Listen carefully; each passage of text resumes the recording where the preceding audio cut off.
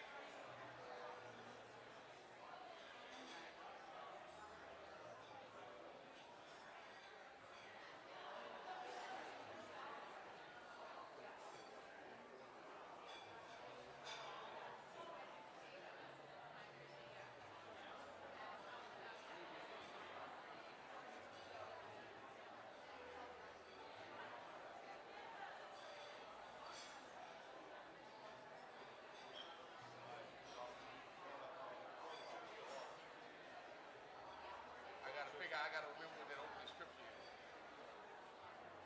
Come one, come all. Come one.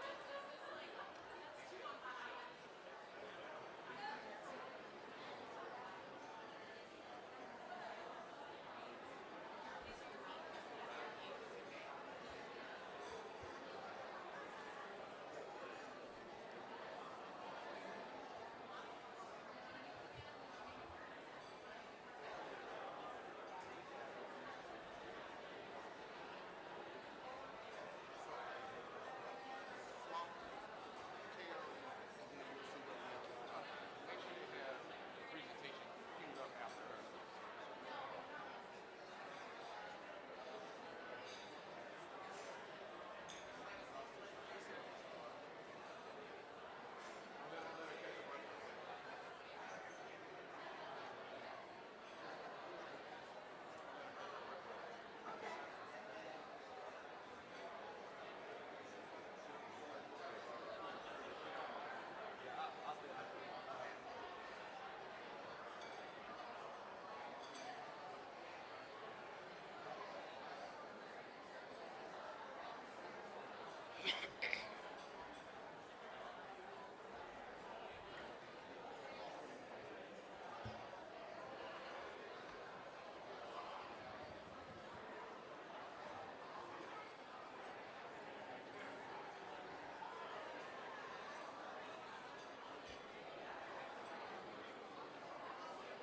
All right, good morning, everyone. Let's come on in and we'll get started here today. I hope everybody had a good day 2 of the conference. We were very excited to host you all yesterday, and I hope that you got something from all of the breakout sessions and the speakers that we had yesterday. Very thankful for Senator Debbie Sabinoff for being here with us and sharing her insight, but as well as updates related to the upcoming Farm Bill. As a reminder, based upon that conversation, make sure that you pay close attention and start to reach out to your elected officials to share your urban ag stories. Not only your elected officials, but also pay close attention to those individuals who are on both the Senate and House committees related to agriculture, and so that we can continue to share the word and spread the word about urban agriculture. All right. This morning, we're very excited to welcome Representative Alyssa Slotkin, who serves the residents of Michigan's 7th Congressional District.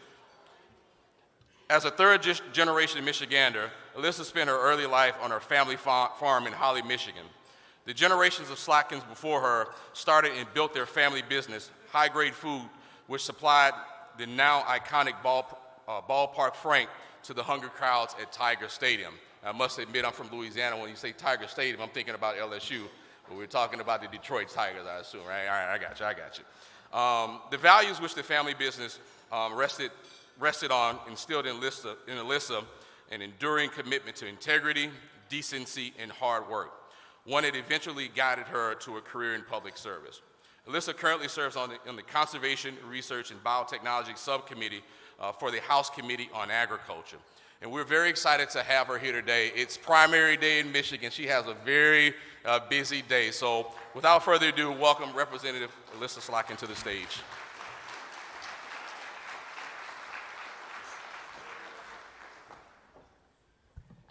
For the Michiganders in the room, anyone who would confuse Tiger Stadium with Louisiana, I'm sorry, you shouldn't be insulting us first thing in the morning, sir. Good morning, everybody. I'm Congresswoman Alyssa Slotkin. Thank you for having me. I'm super excited to be here because I am passionate about urban agriculture.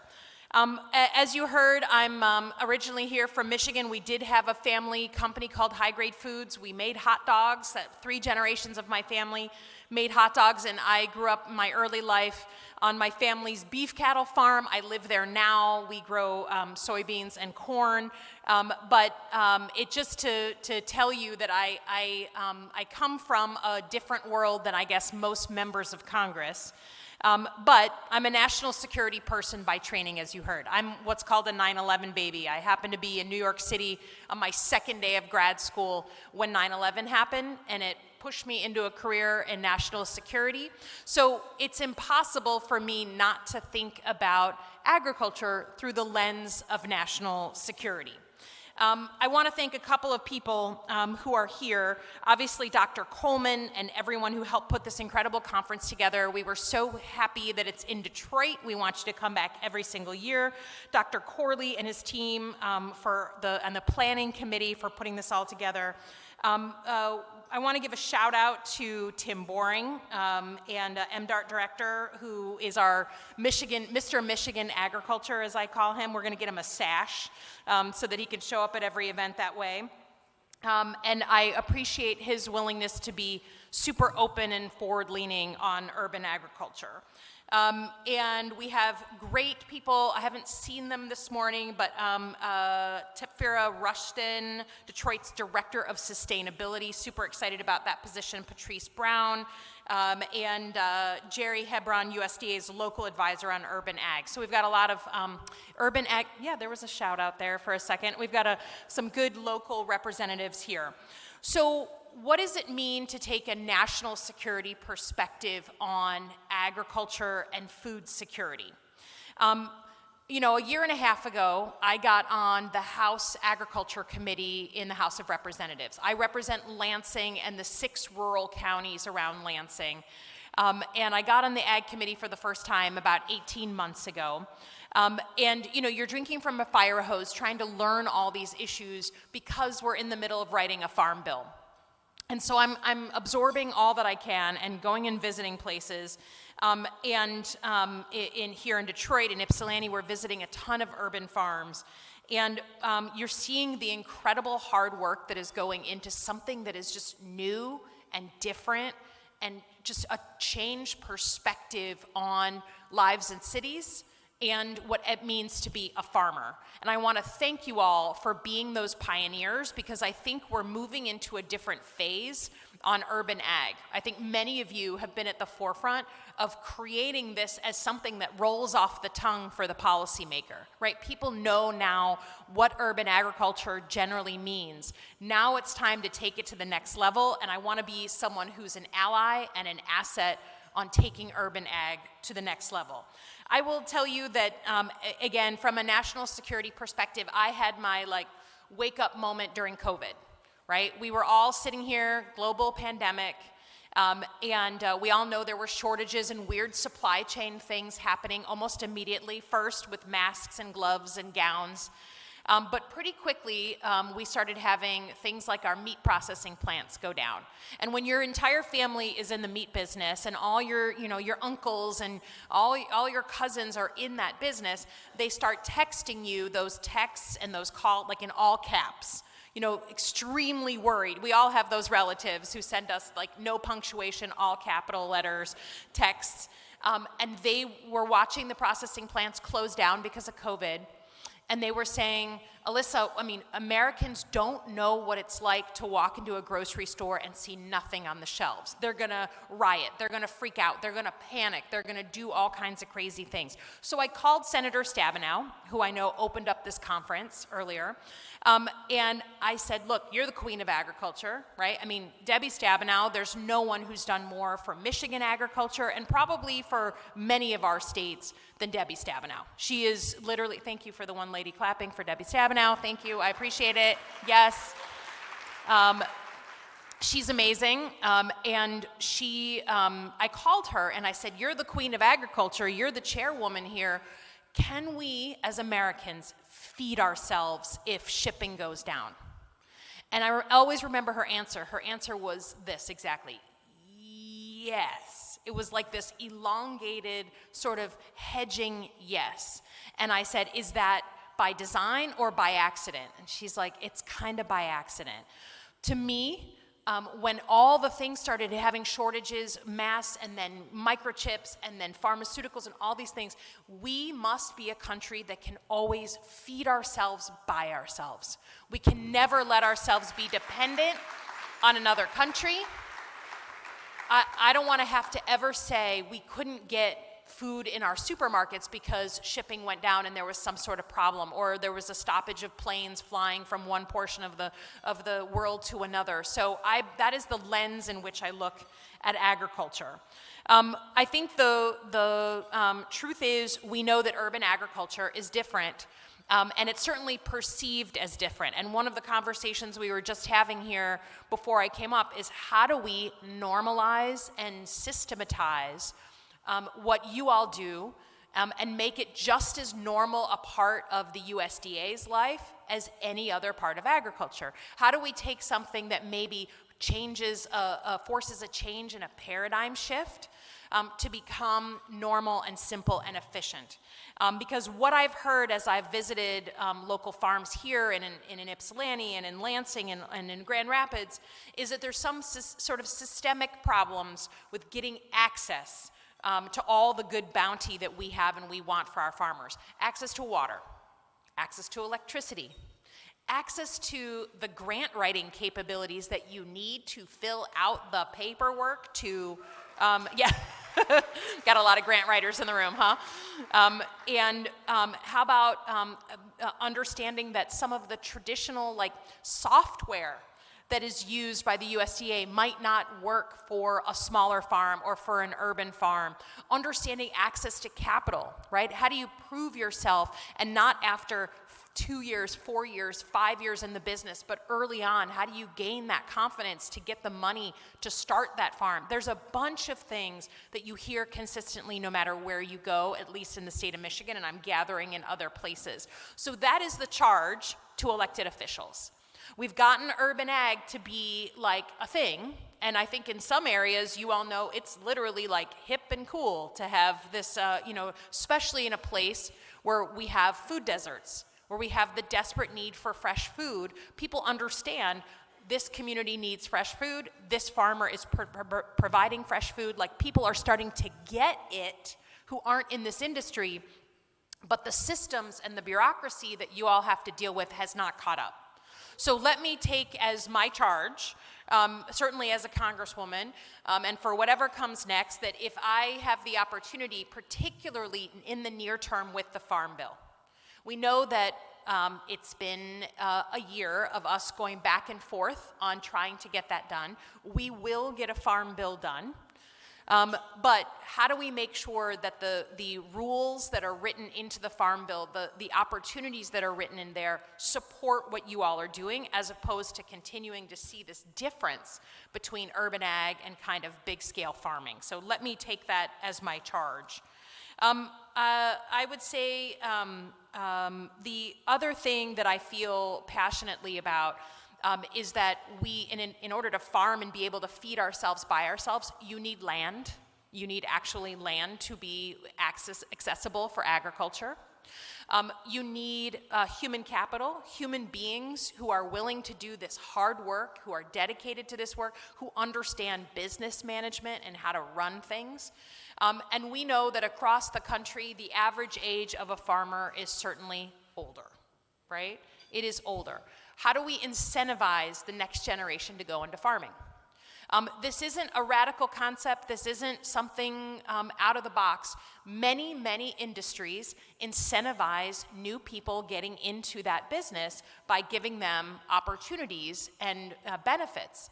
And one of the things that I'm super interested in is tax policy and how to give a tax break for someone who comes into farming. Right? So right now, if you have a family farm and you want to pass that farm down, that legacy farm to your child, your kids, your grandkids, they don't have to pay capital gains taxes, right? That's a big opportunity. That's a good thing. That's a good thing. But what if you're a farmer and you no longer want to farm and your kids are off doing other things and they don't want to farm, but there's a farmer, a new young person who actually is interested in farming and wants to come into the business. But they would have to pay the capital gains taxes on that land, which is probably prohibitive for most people going into farming. How do we think about a carve out for people who commit to keep that land agricultural and farmed? That, to me, is the kind of innovative thinking to bring new people into it so that it's not this huge barrier to get into farming that so many people see and feel. And then lastly, I'll just say, as someone who represents an area that does have a huge rural presence, right? Most of the towns in my district, besides Lansing and East Lansing, are 2,000 to 10,000 people, rural communities. I watch the sort of, again, wonderful legacy institutions like the FFA, young people writing me saying, come and watch me show my pigs and show my cattle, and do all these things that many people in rural communities grew up doing. How do we bring our young people in the cities into that experience at a younger age? How do we make sure that instead of them kind of coming to it later in life, that they're at 15 and 16 and 17 learning this business, being able to show it off at our fairs, at our big events, and gaining opportunity and gaining confidence by doing those things just like our rural kids. So again, count me as a champion on that. Thank you, appreciate it. Lastly, I will just say, I was talking to a few folks. I think that for urban agriculture, I've seen it happen. People need to see it to believe it sometimes. They need to visit. I know you all are I'm preaching to the converted here, but for a lot of folks who don't they have an image of a farm. It's like burned into their brain from some deep recess in their brain, and they don't understand what is actually happening in urban ag. And so I can't tell you how valuable I think it is to do these tours and take people on a visit. Have an event at an urban farm, like force policymakers to get their feet in the dirt, and it changes their perspective. I've seen it happen. So keep pushing, keep prodding, keep on us to understand your needs, be good advocates. We all know that the big farming communities have lots of lobbyists and advocates in DC. I can't take 2 steps without someone wanting to come and see me about something from some of our bigger industries. And even in Michigan, where we are a specialty crop state, we sometimes are, sitting second fiddle after some of the big commodity groups, in the center of the country, in the South. You don't have the same lobbyist infrastructure, so you got to be that advocate yourself. Thank you for doing that. Thank you for caring about what happens in your community. I consider you part of our national security apparatus. You are helping to protect our country because you are feeding our people. There is no more basic responsibility than to feed your people. I'm deputizing you as national security advocates. Talk about what you do in that way because it's powerful. And thank you for being as committed to this hard work as you are every single day. Thanks, everyone. Have a good conference.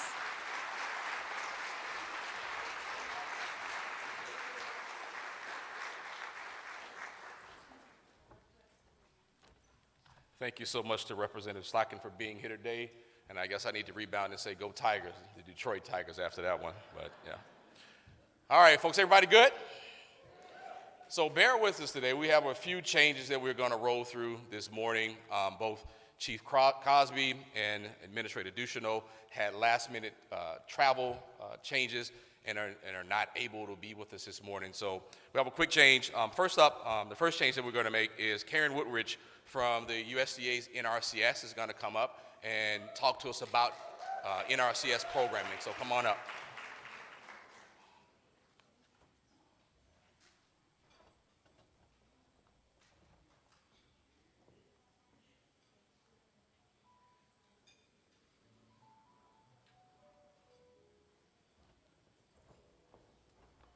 All right, I've never had entrance music like that. That's pretty nice. Well, good morning, everyone. As was mentioned, I am not Chief Cosby, and I am not Administrator Ducheneau. So we are going to like was said, shift gears a little bit, and I wanted to talk to you this morning about what NRCS does with urban agriculture if you didn't know already. And what a great segue to go from Representative Slotkin into what I want to talk to you about quickly this morning as well. So again, good morning. I'm Karen Woodrich, Deputy Chief for Programs with NRCS. Happy to be here this morning. I think I will get a little bit of assistance from one of our state conservationists, Denise Coleman, here this morning as well, so she may help wind up my presentation this morning. But for those that don't know NRCS, a lot of times folks know USDA, but they're not quite sure what we do over at NRCS. And I just wanted to reiterate kind of what our mission is, really helping people help the land. And we are here to help folks, big, small, yellow, purple, green, white, black, whatever it is, identify your natural resource concerns and help you figure out what the best options are to help solve those resource concerns. So how do we do that? We are one of the only, if not the only, federal agency that provides that specific one-on-one conservation assistance on the farm. So you can come into the office, or we want to come to you and understand what's going on your property, what you do, how you do it, and what's best for your particular situation. And we want to provide you with the tools necessary to be successful. So what, again, does that look like? Well, it all starts with your land, whether that's a rooftop, a backyard garden, an empty lot, or a large field with large acreage. So we want to provide that one-on-one customer assistance and collect that data for you, help you understand what those resource concerns are, and how we can really help you figure that out. And remember that everything that we do is voluntary. So we want you to come to us. We want to be there as a resource. We want to connect you with folks if we don't have the answers, because we don't always have all of the answers or the resources, but we want to make sure you have those connections. So if you've never been in a USDA field office, I would encourage you to look us up, Google it, find your local field office, find that local urban center if you're one of those 27 locations, or if you're just a part of the USDA family and you want to find that out, search and seek those folks out. We are here to help you. And then get engaged. We have state technical committees at the state level, but we also have local working groups. And when it comes to urban, we have the new state entities. We've got the new national committees that the Office of Urban and Ag is working on. So there's great opportunities. Work with your local conservation district. And I'm here to talk a little bit this morning about some additional outreach efforts to reach those folks in urban locations that maybe we haven't reached before. So one of the things that Chief Cosby and all of USDA is committed to is equity and diversity. So that not only means in the type of customers that we're servicing, but the types of resources that we're servicing as well. And I want to reiterate, size does not matter when it comes to USDA. So there are no minimum acreage requirements for our programs, and we try to, thank you. We're working at getting better at removing some of those barriers, and I'm going to talk a little bit about that in just a second here. Chief Cosby also has made a strong commitment to new customers throughout his tenure here, and we have a goal to reach at least 10% new customers every year in every state. So we're really trying to focus on getting to those folks who have been underserved in the past, and that includes many of our urban folks. So we're working on that. So what does that look like? Again, this top picture of Cleveland, Ohio back in July of 2019 was a pretty pivotal moment for NRCS and pretty pivotal from our chief, Chief Cosby, who was the former state conservationist in Ohio. And he was a strong advocate for urban conservation. Specifically in Cleveland, we had a meeting there that he hosted. Must be some Ohio folks back here. That really kicked it off for NRCS and showed us really what we could do within the current programs that we had to service that urban community, and then opened that door to help us think a little bit outside the box of how we could navigate through the existing policies that we had, existing wiggle room that we had to really start serving some of those additional communities. So you'll see those two kind of bar graphs there, and you'll see the progress that we made. The height of those little blue boxes don't mean a lot, but the length of it does.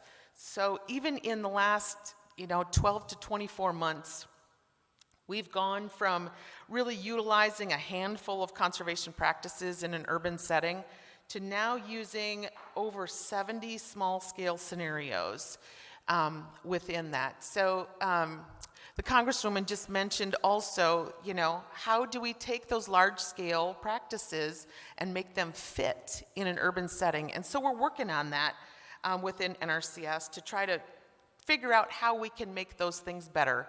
We have the science that's already there, so we just need to scale it appropriately to help folks maybe that have smaller equipment or smaller alleyways to get in and out, or maybe, that backyard garden that is very long and narrow instead of wide. So we're working on that. So what else have we done at USDA? This was a joint letter back from both Administrator Ducheneau and Chief Terry Cosby that went out to all of our state leaders, really charging both NRCS and FSA to, again, think collectively, think about all of our underserved communities, including urban. And his charge, both of their charges, were to increase our service and outreach in urban communities, working to understand their needs and, again, connecting them to available programs and resources. So we are all charged with that, and it's becoming just another part of our daily operations, which is what it should be, working with farmers, small, large, again, in rural and urban areas.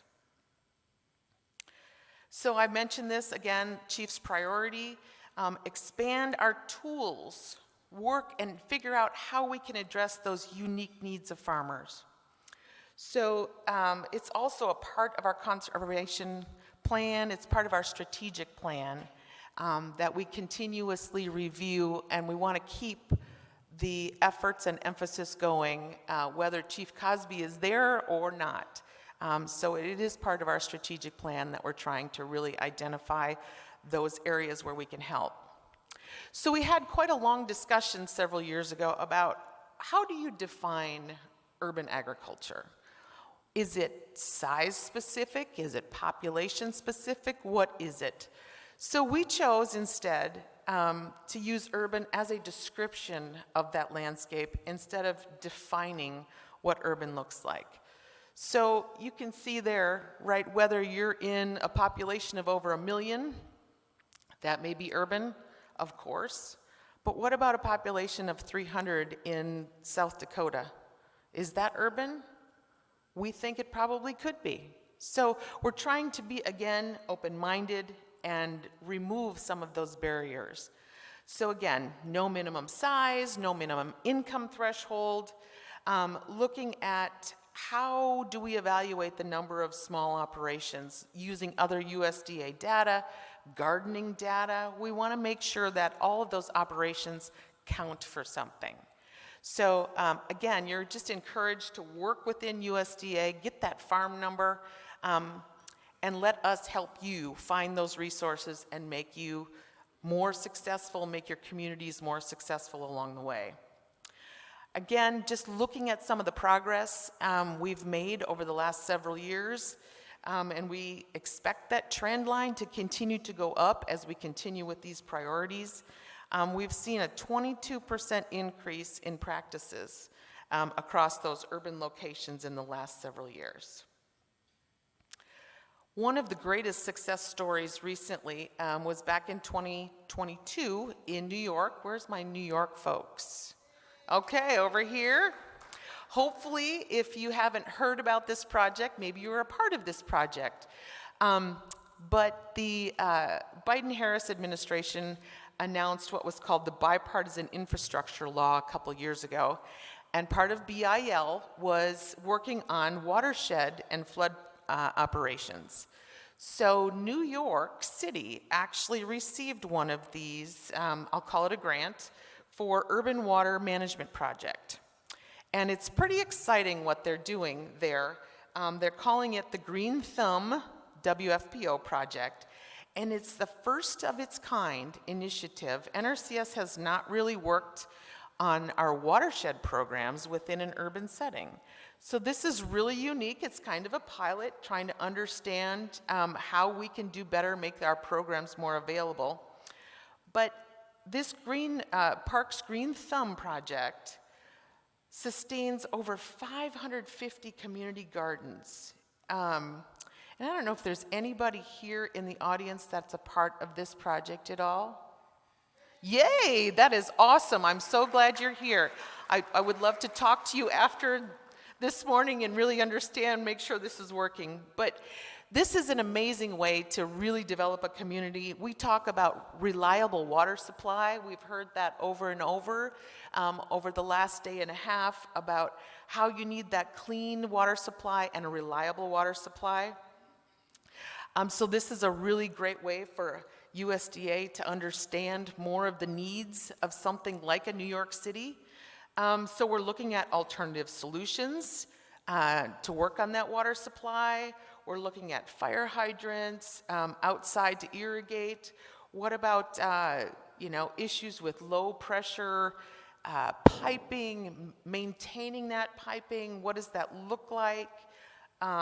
We realize that the typical installation costs in an area like this could range, upward of $300,000 to $400,000. So how can we help with that? Looking at some other water meter bib connections, again, food productivity increase, and helping protect the water supply of New York City.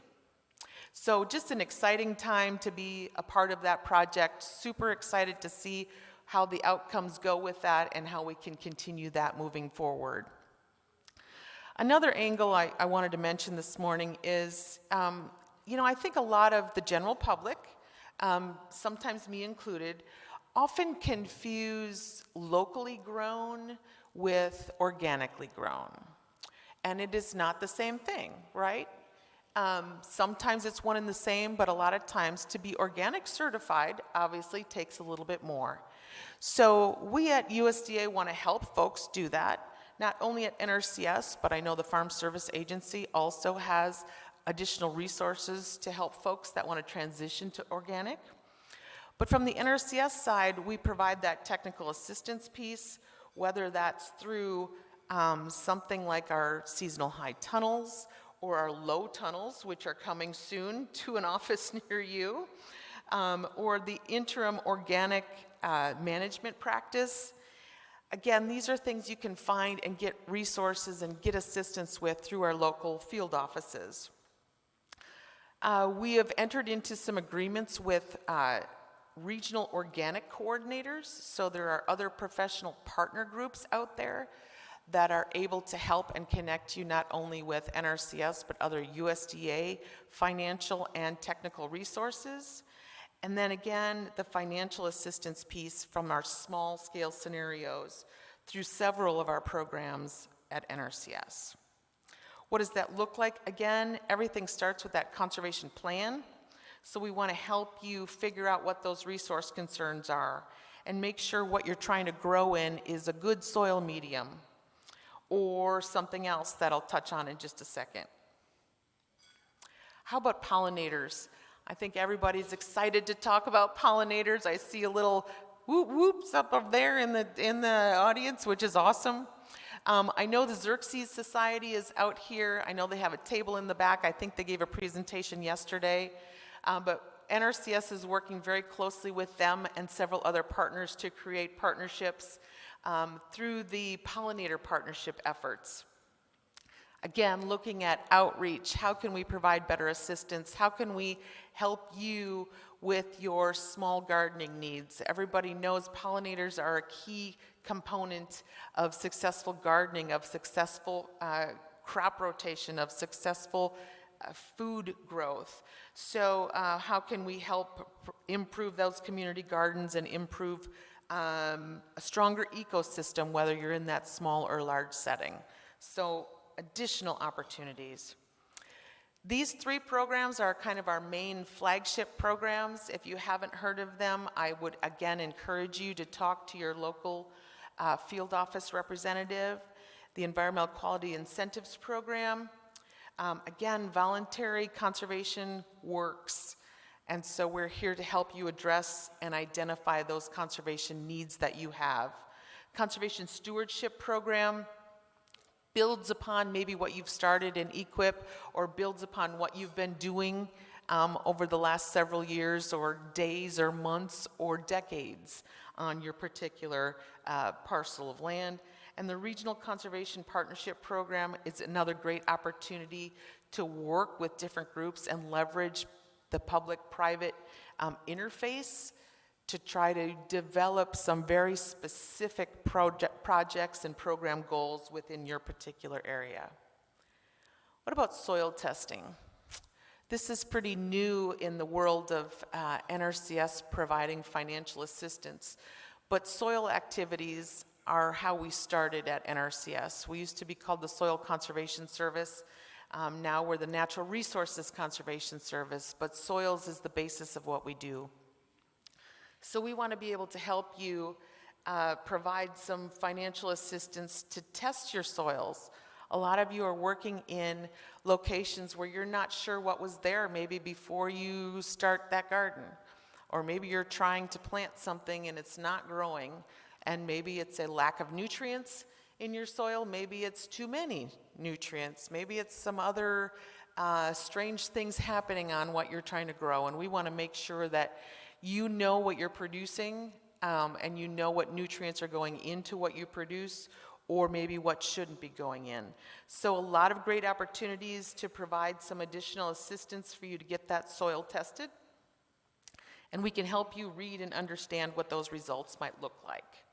A couple more activities, again, for you to look at, whether you're looking for manure composting opportunities, whether you're looking for additional nutrients. Again, we're here to help you do that on that particular soil that you're working on. So what if you get some soil test results that aren't so great? How can we help you? Well, we want to be able to help you create that above ground growing environment if what you're trying to grow in is not ideal. So we can help facilitate gardening on those locations where maybe it's not the greatest for crop production. So we can help you with weed barriers, with soil barriers, to separate those beds from the ground. Might be really helpful if you're trying to grow in something where a building was buried and you can't really dig into where there's concrete buried where you're at.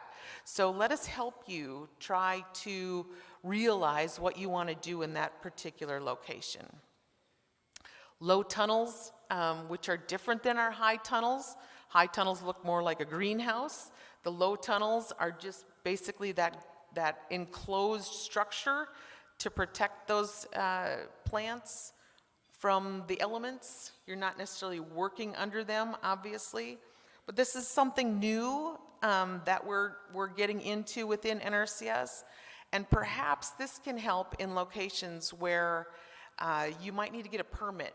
If you're putting up a structure that's X number of feet high, low tunnels might be another option for temporary cover and may not require a permit in the situation that you're working in.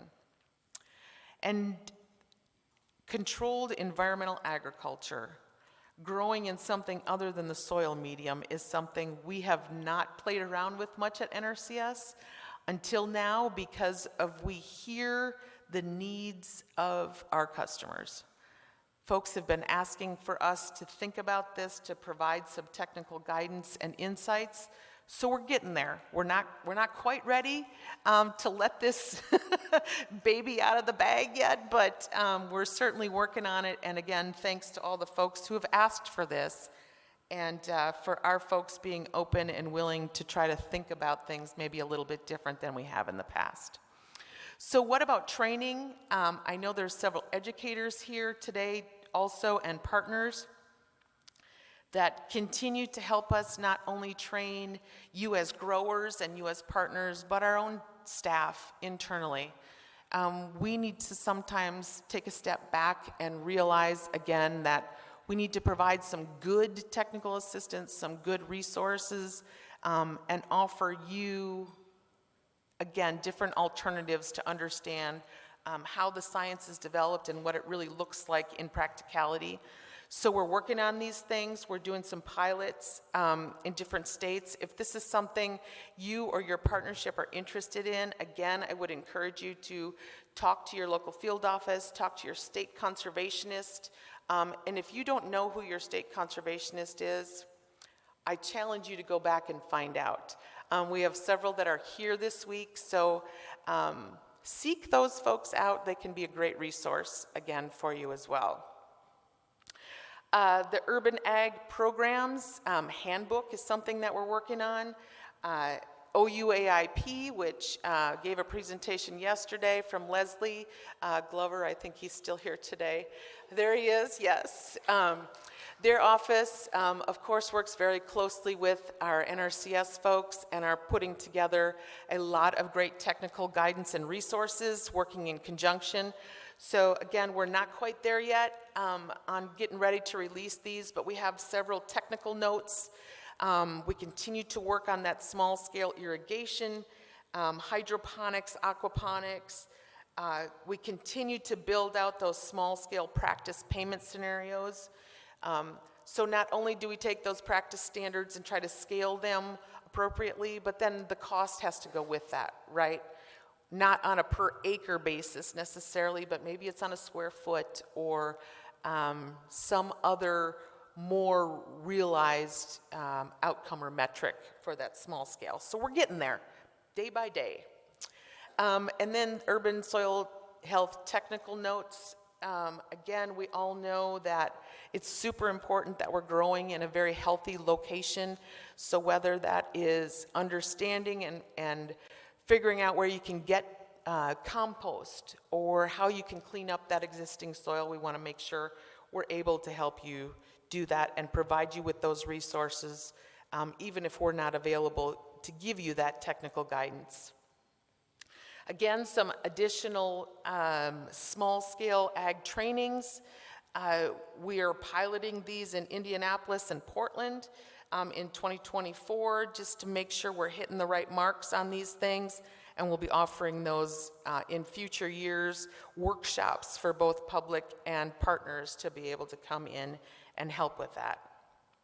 In Indiana, they've taken it a little step further and developed some additional planning tools that are using some common platforms, Excel, Microsoft Word, some additional basic cover crop tools and guides, working with several of our partners. They're working on nutrient management tools that are easy to use and understand, an irrigation water management tool, so that again, even if you don't get financial assistance from NRCS, we have those technical resources that are available for you as well. This one in particular is in conjunction with the local Soil and Water Conservation District, so they are another great resource for you as well.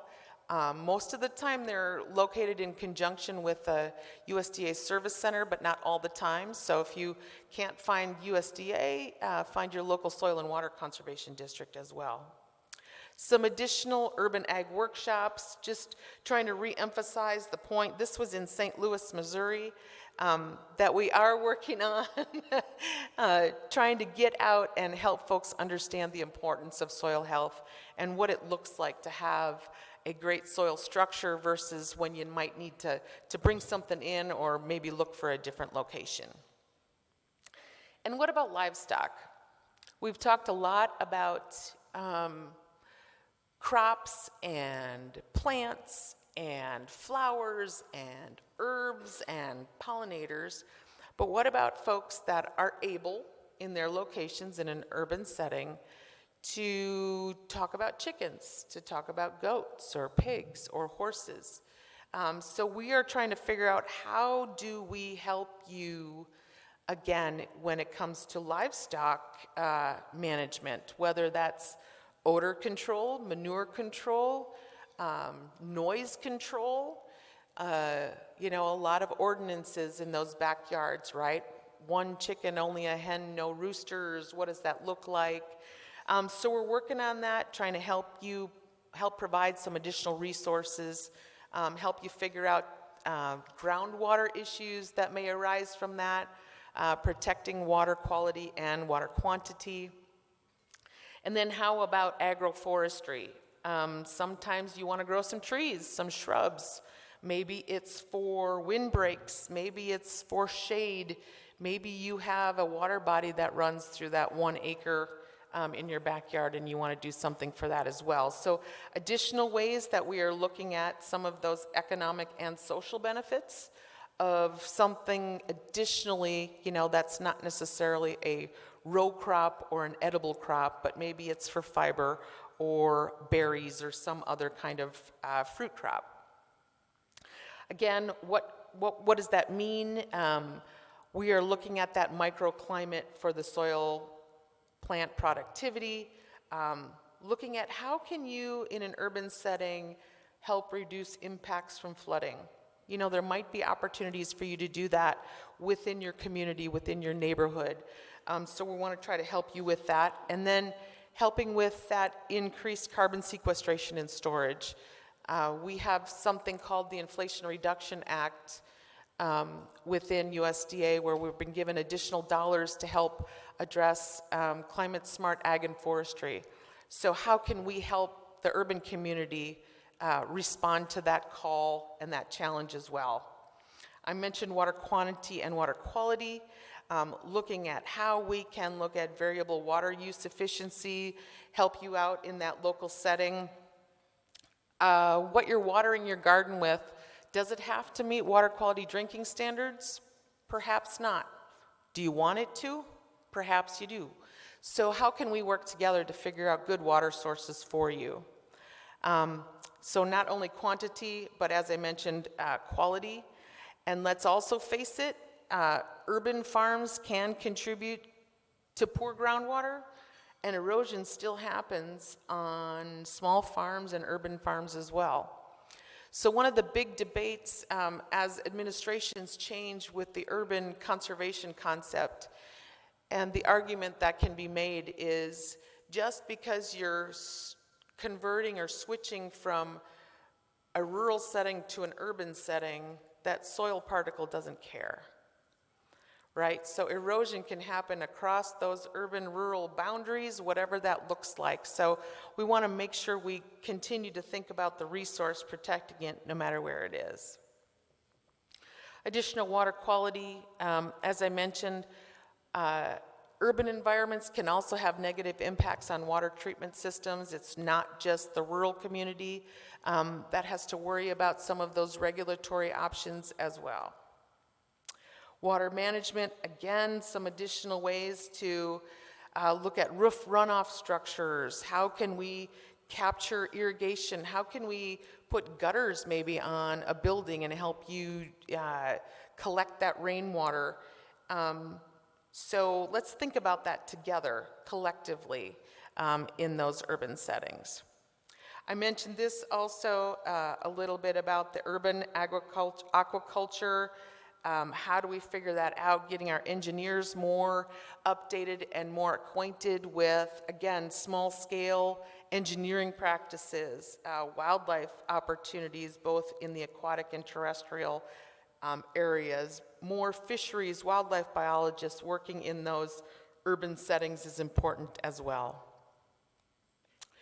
And then before I ask Ms. Denise Coleman to come up and talk a little bit about specifically what's happening in Pennsylvania, I did want to mention we do have what's called Conservation at Work video series.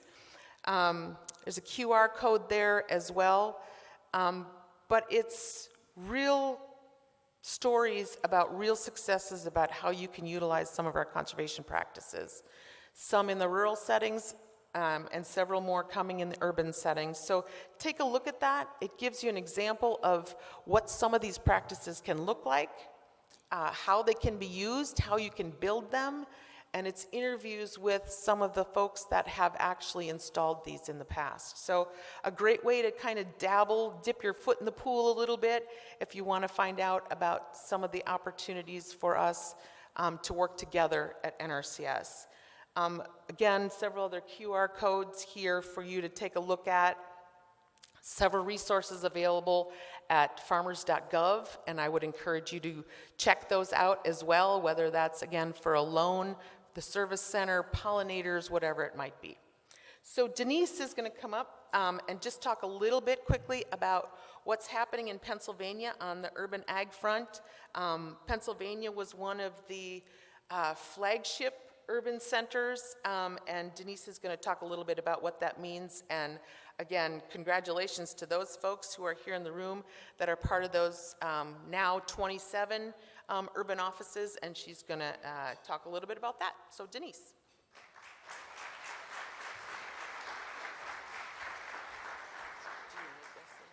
I'll do it this way. Hey, thank you, Karen. It was an honor for Karen to ask me to present today to talk a little bit about Pennsylvania's story with urban agriculture. And folks, I'm here, but there were a lot of other people in Pennsylvania urban agriculture before me. We've had a long history of working in NRCS in Philadelphia and with our producers there, but I just wanted to let you know that I stand here, but I stand on the shoulders of others. So a little bit, when we talk about Pennsylvania agriculture and when we talk about what that is, when I give a presentation to all of our new employees, I usually spell on the board, I usually have an easel, and I say, trust. And what do we do, and how do we do that? I say, I want you to keep in mind as a new employee that's working for NRCS, what is trust? And that means spell that in your head. And they say, okay. I say, what does TR mean? And they'll all look at me quizzically and say, we don't know. And I say, okay, we treat resources. And they tell me, okay. And then I say, who do we work for? And they'll tell me, we work for the farmer. And I say, well, and I tell them, who do we work for? And they'll say, we work for the private forestry landowner. And I say, no. Well, UST spells U.S. taxpayer. And folks, you're all U.S. taxpayers. And so I make it very clear to our employees that they, in essence, serve the public, and they serve you, and you are U.S. taxpayers. And there should be no distinction for us as public servants of who we serve. But kind of one of the most visual things that happened when we came, I'm learning here the slides, was Chief Cosby and Zach Ducheneau, and of course Secretary Vilsack announced a way to make us more apparent to U.S. taxpayers. And we have 17 urban off-service centers, and I think they're in the back here. Do we have representatives from all? All right, we have representatives there. And Philadelphia is one of those areas that they have said, yes, we're going to make a presence to those urban U.S. taxpayers within USDA, and Philadelphia is one of those. So we opened a new urban office, and I didn't mean to cut people out of this photo, but I want you to see in the center is Chief Cosby, but to his left is Albert Wells, and Albert has been working for NRCS for 55 years in one capacity or another. And he started working in Philadelphia many years ago. And so when I say that we're on the shoulders of others, Albert is on the left of Chief Cosby, and he has supported urban growers for many, many years in Philadelphia. And so we opened and cut the strings, cut the ribbon there to open. I want to do a shout out to Heidi Secord, my peer, Farm Services Agency Executive Director. Couldn't have done it without her.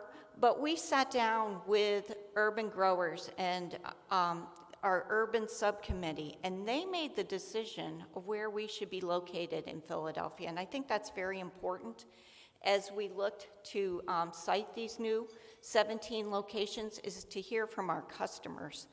And you know, we sat around the table and we had a map, a GIS specialist, and the first thing we did was highlight train lines, highlight subway lines, highlight where those gardens were. We had the ability of GIS. We could outline the 440 plus gardens in Philadelphia. And there was some decisions about whether this should be on western side of Philadelphia or right downtown. There was a lot of back and forth. And what really became apparent as we looked and when we heard from our customers was that this needed to be in downtown Philadelphia. This urban center needed to be in downtown Philadelphia. And do we have any Philly people here today? Yeah. All right. They really gave USDA a really hand up to help us, and they put us in the Leon Sullivan Center. And for those of you that don't realize who Leon Sullivan was, he was a very big civil rights economics leader in Philadelphia. And it shows a symbol that we are here to stay within USDA, and we are here to help make some things right. So that is our new service center. I will tell you, you can have a service center, but the biggest thing that helps us speak to the crowd of people is, as Karen said, the high tunnel. We were working in Philadelphia for decades, but those high tunnels really made people turn around and look and say, who's putting those up? And so that put us on the map in Philadelphia. We were doing things like irrigation work, and we were doing things, conservation practices out there. But really, once the high tunnels were out there on the sites, people said, who's the agency that's helping us put those in? And so we did do a lot of other things that assist us. We're not just about high tunnels, even though they kind of put us on the map. But we also do, as Karen said, low tunnels, raised beds, cover crops, pollinator plantings. One of the things that I'm honored to be able to work with, and one of the founding ways that we worked in Philadelphia was with the W.B. Saul High School. And for those of you that may know, Saul is the largest agricultural farm school in the country. And it has the largest FFA chapter in Pennsylvania. And 40% of those students are classified as economically disadvantaged. They come from homes where they may not have food security. And we've been working with Saul for many, many years, but I will tell you that those students are extremely enthusiastic, and I have a couple of them that contact me regularly and say, Ms. Coleman, where can I help? Where can I do work with USDA? They are hungry to work in food and agriculture. So another bit of a footprint that we've had in Pennsylvania is the People's Garden Initiative. We have 27 People's Gardens throughout Pennsylvania. But we have tried to make this in Philadelphia a flagship. We have tried to start those urban gardens with churches, schools, and nonprofits, so people can start hearing all the benefits and services that are in USDA. And so we're not talking about just structural practices, but we're talking about that core technical assistance work that Karen alluded to. How do we help you with soils? How do we help you with soil? How do we help you with irrigation? How do we give you technical guidelines? I was in a presentation with Xerxes and my friend Edwin Muniz, who's here. He's a soil scientist. And they said, well, how do we as customers know what type of resource concerns we have? Because for us, it starts with resource concerns and how we address those resource concerns on the farm. And we said, you don't have to know that. Our people are here to serve you and will help you know what your resource concerns are. They can look at the raised beds that you may have.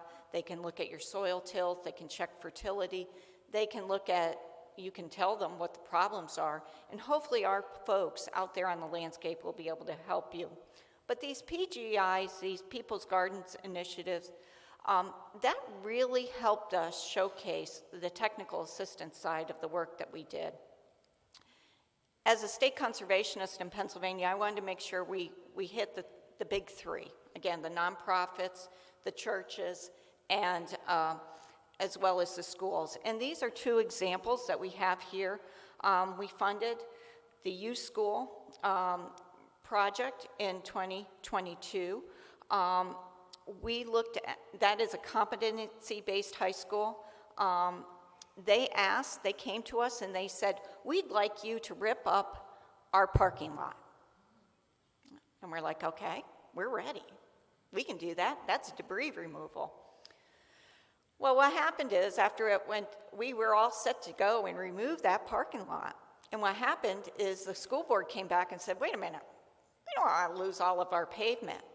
So our folks came back and technically designed something that allowed for that school to have the gardens there on the left-hand side, but also keep their pavement. And so they creatively did that, and that's our job. We're there to help you help the land. So that was one example of us kind of going out there, working with the customer, doing some creative thinking, and putting those types of raised beds in there and allowing that school board to still keep some of their pavement. The second one is working with a nonprofit, that's Philadelphia Orchard Project. They've been in operation for 17 years. Again, there's a long history of groups working in Philadelphia. They had a food forest site. Do you know what their site is? Anybody from Philadelphia want to tell you what site POP is?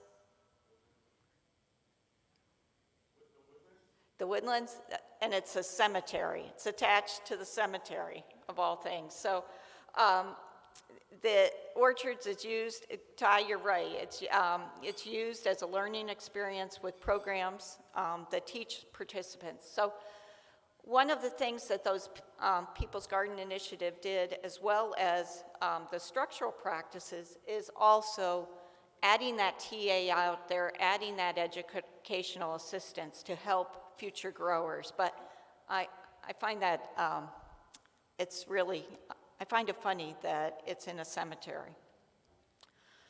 At this point in time, we've reached out to about 100 growers in Pennsylvania, in Philadelphia proper.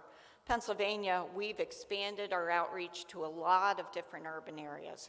We're hoping, where's our Pittsburgh crowd? We're hoping to open an office in Pittsburgh. All right.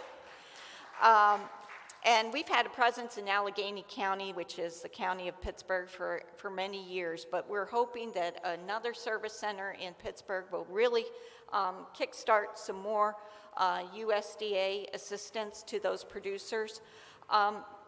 In Allegheny County alone, I looked the other day, and we had 169 conservation contracts within that county. But I think the presence of an office is going to make us there available for urban taxpayers and people who are using those farms out there. So I'm looking forward to that. We don't do this alone, as I said.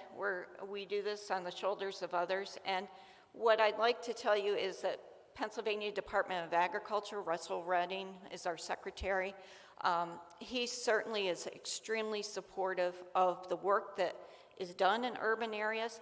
He and I were, at the first month of COVID, we were extremely worried. We'd have, every 2 days, we'd have a meeting together where we'd talk about the food supply issues that were happening in Pennsylvania and the processing issues that we were having.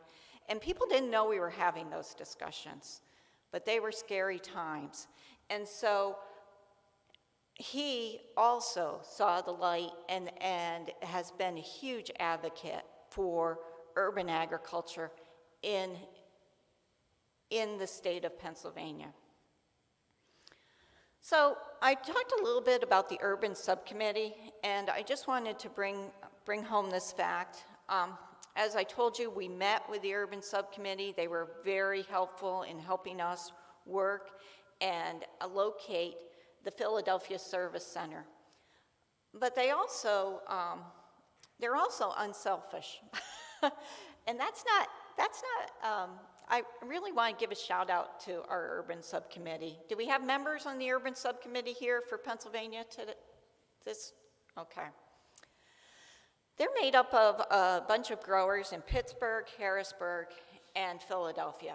And as a state conservationist for many years, I've had a set aside of money to about $250,000 that's for those 3 cities. We've wanted to make sure that we're having an impact and a targeted assistance for financial assistance in those 3 cities.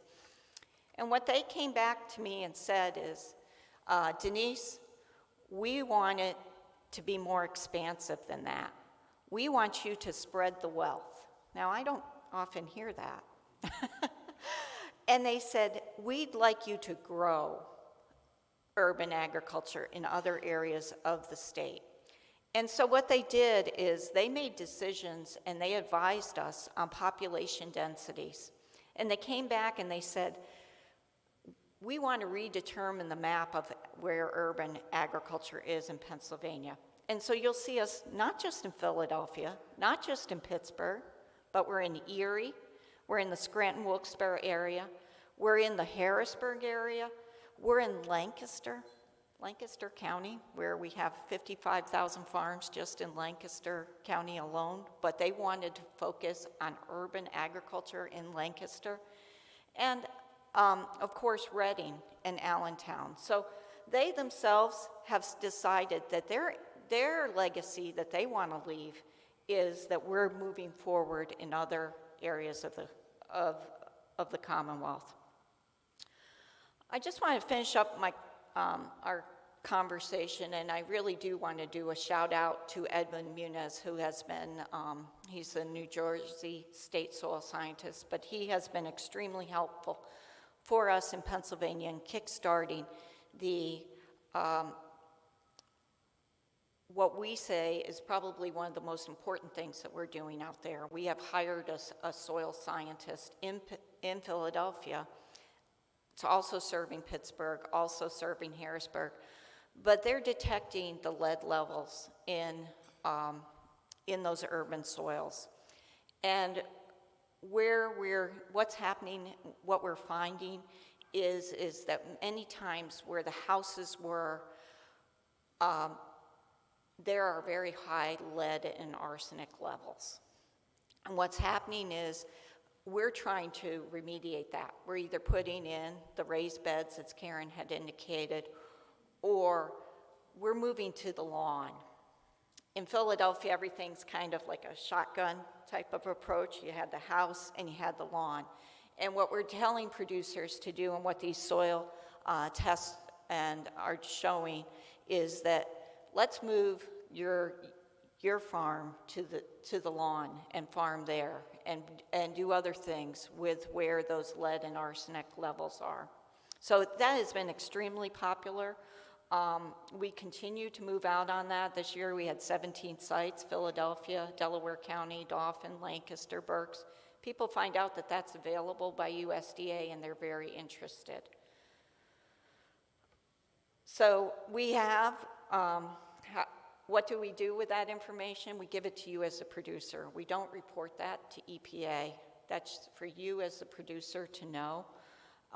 And we don't give it to the Department of Environmental Protection. But we want you as growers to know what you have and what you need to be cautious of. And so this is what happened with that. This is a picture of some areas that you wouldn't think that that picture on the left, that there would be elevated lead levels. That looks like just a yard to you. Looks like that to me. And what we found is they were extremely high lead levels, extremely high. So what we worked to do is put raised beds in. Agriculture didn't leave that site. It just happened in a different way and a different practice. And then finally, one of the last things that we do and that we have done in Pennsylvania is map those urban soils. Several years ago, we were the first mapped being happened outside of Philadelphia in Delaware County. We have moved that over to Western PA. If I have learned nothing as a Pennsylvanian, it is all world, we have a lot of things that we should be very proud of in Western PA. And so the world does not stop in Philadelphia, and it certainly doesn't stop in Harrisburg. And Western PA is where a lot of new ideas and things come forward. And so we are now working on a PA urban soil survey update. And for those of you that do not know, as you speak to your state conservationists, ask them if there is an updated soil survey in their area, because there probably is. Or there's plans to move out on an updated soil survey. So with that said, thank you, Karen. Thanks for having me. Happy to further discuss. Thank you to our Pennsylvania folks who are here, and really appreciate the time that we've had. Thank you.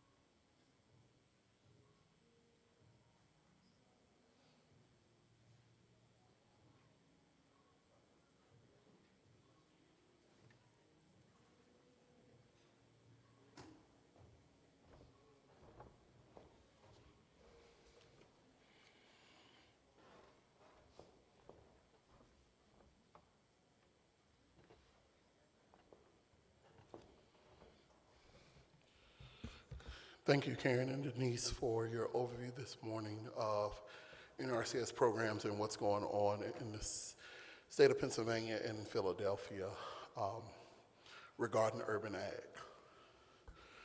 I want to take this opportunity this morning. I know many of you all have seen me running around and engaging, talking to me, but I am Ronald Howell Jr. I am the Virginia FSA State Executive Director for Farm Service Agency, and I also serve as the Senior Policy Advisor to Administrator Duchesneau, who is our Administrator of the Farm Service Agency. And as the State Executive Director for one of the 17 cities, it is my pleasure and my absolute honor to help lift up Richmond, Virginia as one of those 17 cities.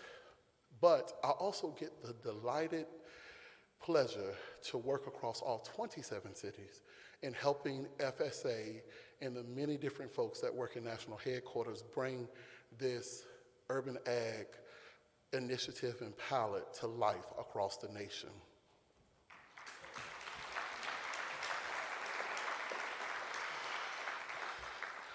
And so as we've been, this is our third day, and I hope that you all have been enjoying yourselves. You know, I want to take the opportunity to just talk a little bit about our work at Farm Service Agency as we continue to endeavor and move this initiative along. I don't work in silo. We have a lot of great folks, both out in the field and across the nation, as well as in Washington, D.C., that help us each and every day craft policy decisions and to help focus our efforts.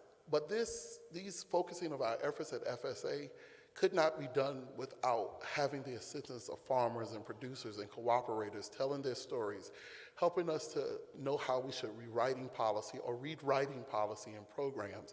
And definitely I must say that we don't do this work alone as one singular agency. We work in tandem with our Natural Resources Conservation Service staff and agency as sister agencies to lift this work up. And I have to take this from my good friend and fellow colleague, Thaddeus Fairley, who's the Mississippi Farm Service Agency State Executive Director. While service is the second letter of our agency title, it is our first and our utmost priority to deliver service to the folks, the customers who come across our door. Why? Because you don't have to come inside of a service center to receive service if you don't want to. Nothing is telling you have to come into our doors. You come into our doors on service centers across this nation because you want assistance, you want help, you want to start operations, you want to expand those operations, you want to build upon, you want to understand how the federal government can help support you as you continue to support. And as Representative Slokin said, as you all have been deputized as a part of national security to provide food and fiber for your communities. And with that, we are working to endeavor at the Farm Service Agency because everybody knows without that farm serial number, that's the first and foremost thing to help you get started on your USDA journey. You can't access any of our NRC, our sister agency programs without having that FSA number. And it is a very critical element to what we do at the Farm Service Agency. Yesterday, we had the wonderful privilege during the breakout session to have our Michigan FSA partners as well as national leadership from the Deputy Administrator for Farm Programs area as well as staff to talk about the updates and programs that are happening on the FSA side to help urban producers. But it doesn't just stop there. FSA has received a commitment of about $40 million to invest in urban ag programming. And we've doled out majority of that money to you all as cooperators to help us understand what we don't know.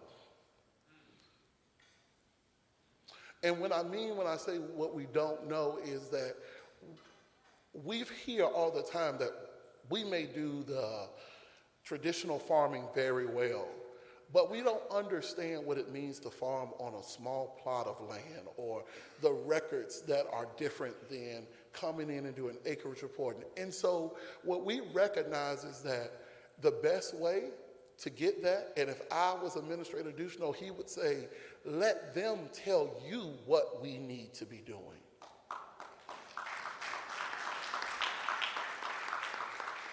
It should not always be that FSA should be telling you what we need, but you telling us how we are here and how we should be here to help you. And so with that, we carry that as our charge.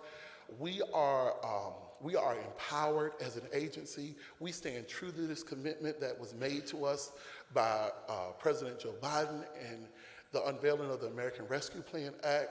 We have laid out a foundation for cooperators. We have our national cooperator team led by wonderful partners at VSU, College of Ag and the Small Farm Outreach Program, and the Time Inc. organization to improve Mississippi economics, who are working with sub-partners on their team, Virginia Tech, Cornell University, as well as others from Tulane University.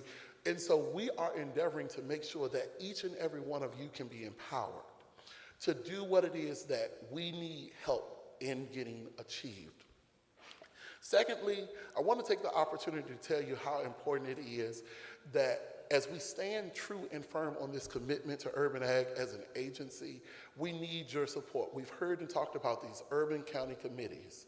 And it is our administrators' focus that we stand up 27 independent urban county committees that will help and recognize and work with urban CEDs and urban PTs and work to do outreach with urban customers that we are trying to bring into our doors and provide service to.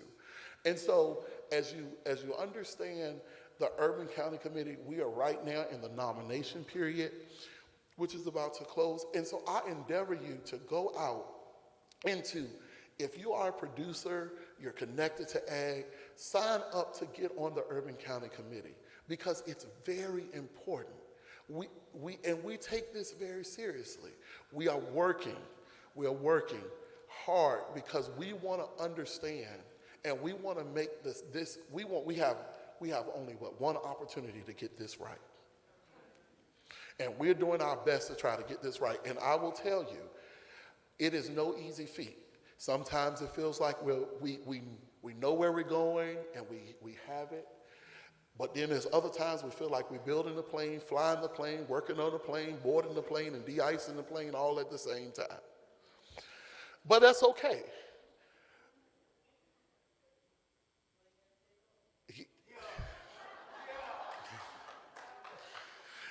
I understand that. That's exactly right. The plane has to take off.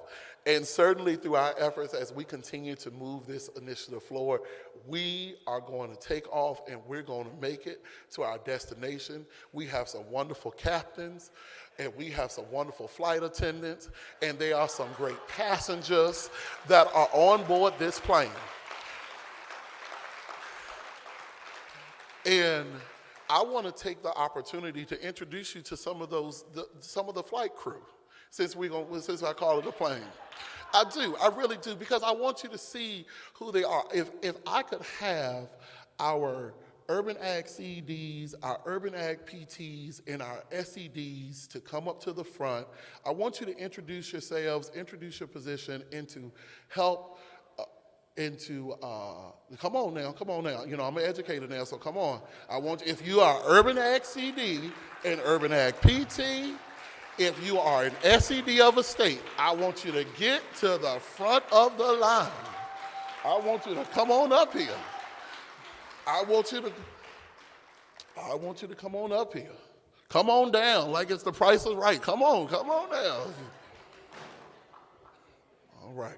Now, but as they are coming, we are very excited to be Team FSA joined by our NRCS colleagues to make sure that you all have this, to have this. I mean, look at this, y'all. I'm telling you, look at this. Come on, look at this. This is, yes. And I can't say it enough. Administrator Duchesneau, he was very committed. He stays on me all the time about we need to make sure that we get all of these COCs in place. We have 18 in place right now. We're working to get the last 9 in place. And he said, I want you to get these folks hired in these cities, and we're doing just that. And so we're doing this. And I just have to shout out one person. I don't know if he's in the room, but our Deputy Administrator for Field Operations, Marcus Graham. Yeah, we can give it up for Dayfo Graham. I stay in Dayfo Graham's office when I'm in Washington, D.C., pushing him as I'm pushing the administrator to say, hey, I need more resources. I need to make sure that the state SEDs have the resources. I need you to work through this for me. I need you to go across the street to help me. And so at no end have I not had the support in this position to make sure that I can help these ladies and gentlemen across the front of this stage, help each and every one of you across this nation uplift this. So without further ado, we're going to start right here. I want you to introduce yourself. Tell us what state you're from and what your position is as we get ready to try to wrap this opening session up. Hi, I'm Pamela Solom. I'm from Phoenix, Arizona, and I'm a district director. Sandra Martinez, CED, Albuquerque, New Mexico. Talesa Hadami, I'm the CED for the Phoenix Urban Ag Office. Jim Barber, SED for New York. My name is Mia Harrell. I'm the program analyst out of Atlanta, Georgia. Daria Zaprashenko, CED for Las Vegas. LaShonda Tucker, CED for Arkansas. Brandon Crumsey, CED, Atlanta, Georgia. Now, we've shouted out most cities, but I want to hear Chicago really quick. Any Chicagoans? Woo! Yeah, there we go. Thank you. JC in Chicago. I'm the program analyst. Cheryl Durand, UCOC Chair, New York City. Cleveland, Ohio, Tanya Holmes, COC. What up, though, Detroit? My name is Jamal Thomas, and I'm the UCED for Detroit, Michigan. We in the house? All right, hometown. Hard to follow that up. Heidi Secord from Pennsylvania. I'm the State Executive Director. Dan Smorowski, State Executive Director in Massachusetts. Gail Greenman, State Executive Director in Oregon. Laurie Slade Funderburk, SED in South Carolina. Belong Zhang, SED, California. Christy Salen-Bean, acting SED in Michigan. Ailita Whalen, I'm the program analyst in Richmond, Virginia. Good morning. My name is Maya Robertson. I'm a CED in New Orleans, Louisiana, and I want to congratulate my urban COC that's here today, and also my FSA cooperators, Sprout NOLA. We have a micro grant, so I administer farm programs in the New Orleans area. Hi, I'm Renee Foster from Richmond, Virginia. We also have two of our COC members here, Derek Gooden and Sarah Whitney. Good morning. My name is Josh Schultz. I'm the Urban CED for Grand Rapids, Michigan. I'm Joe Wall, the State Executive Director for two states, Missouri and Missouri. And I'm very glad to have all of our Missouri people here today. We're two cooperating sponsors, the University of Missouri Extension for the St. Louis area, and also Cultivate Kansas City for Kansas City. Good morning. I'm Miriam Villamil. I'm the Urban CED for New York City. Hello, Nina Berryman, Urban County Executive Director for Philadelphia. Ben Potter, Cleveland Program Analyst, Cleveland, Ohio.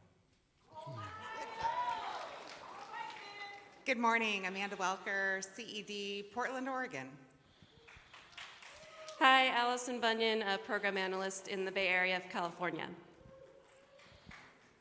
Tristan Mizak, I'm the CED for Cleveland, Ohio.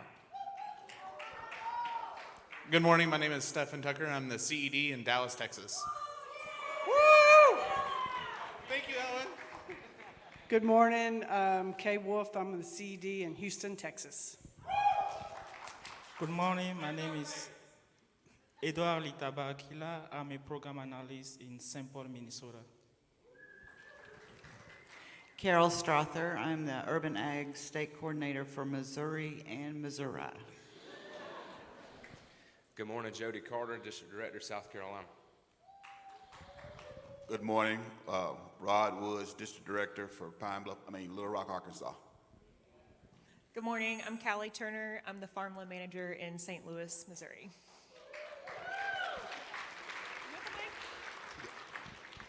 Thank you. You all may return to your seats.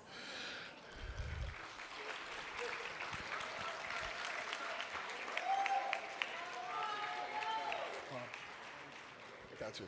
So in the federal government we talk in abbreviations. So UCOC, CED, PA, PT, FSA. We got a book that's probably about 10 inches thick, and it goes in volumes of all of the abbreviations.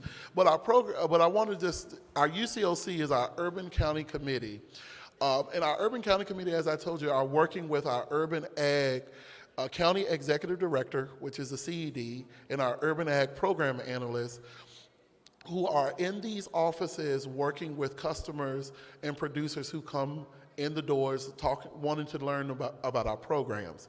Our program analysts stand at the front line. They, again, I'm not Administrator Duchesneau, but our program analysts are our front line. They are on our front line across all of our county offices, working to receive and welcome customers as they come through our door and helping to talk to them about our programs. Our urban county executive directors, they are the leaders of these offices, and they work directly with our urban county committee members to make sure that outreach is being done, the office is being maintained, there's resources coming in to service the clients and the customers that we have.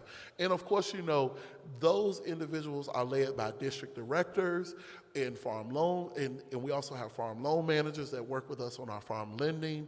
But then ultimately, all of this work rolls up to our SEDs, our state executive directors, those of us who have been placed in trust of making sure that urban ag moves across the cities that have been identified in their respective states. And with that, I appreciate the opportunity to share the platform this morning, again with our colleagues from NRCS, to introduce you all to the flight crew that's helping us, that's going to get this plane in the air. And I look forward to talking and engaging with you all throughout the rest of the day. This concludes our opening session. We will begin promptly at 9:45 with our general session and a keynote speaker. Thank you.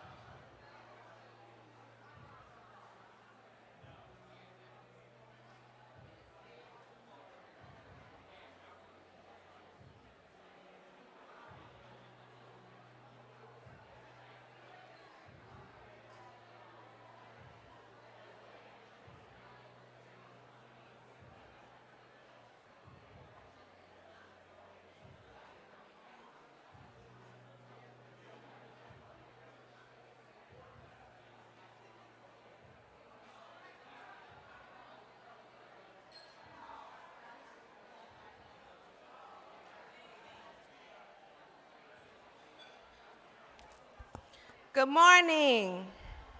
Can we have everyone sitting down? Can we bring everyone back in the room?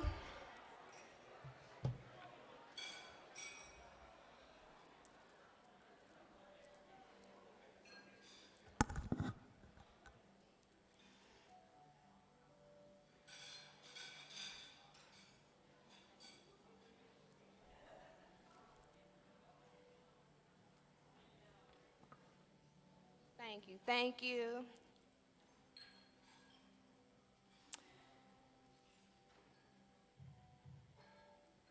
My name is Brianna Stevenson.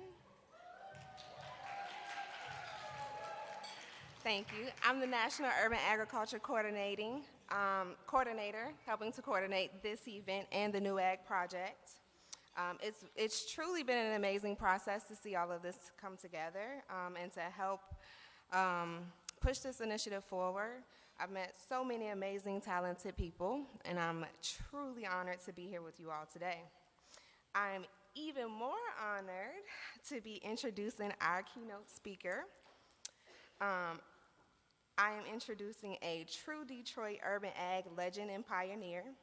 Mr. Yakini has spent decades educating, organizing, and serving his community.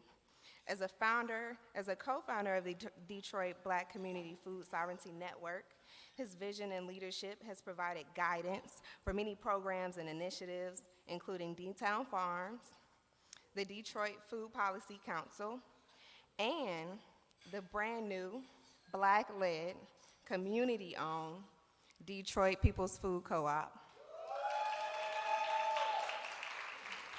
It is my pleasure to welcome to the stage Baba Malik. Sorry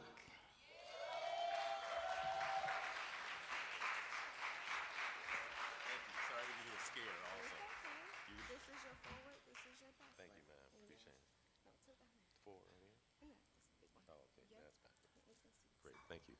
Good morning, how's everyone? I'm sure this has been said already, but welcome to Detroit. What up, though? That's right. That was the next thing, and I'm out of my mouth. What up, though? If you don't know that, you got to know that if you go be in Detroit for a minute. That's the official Detroit greeting. I want to start by first acknowledging my creator, our common creator. I always do this not because I'm trying to impose my spiritual beliefs on anybody else. It's just necessary for me because that's the foundation and the platform that I stand on. Also, I want to acknowledge the ancestors that African people share collectively, those of us in the so-called Western Hemisphere, and those who are in my bloodline who I continue to draw inspiration from.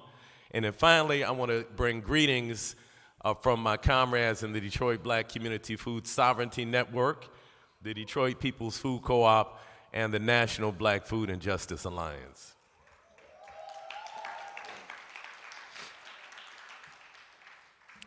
I was executive director of the Detroit Black Community Food Sovereignty Network from 2010 until June 1st of this year. I'm currently on a sabbatical, resting, reflecting, researching, writing, and kind of figuring out what the next steps in my life are. So I'm proud to step out of my sabbatical for just a minute to address you all this morning.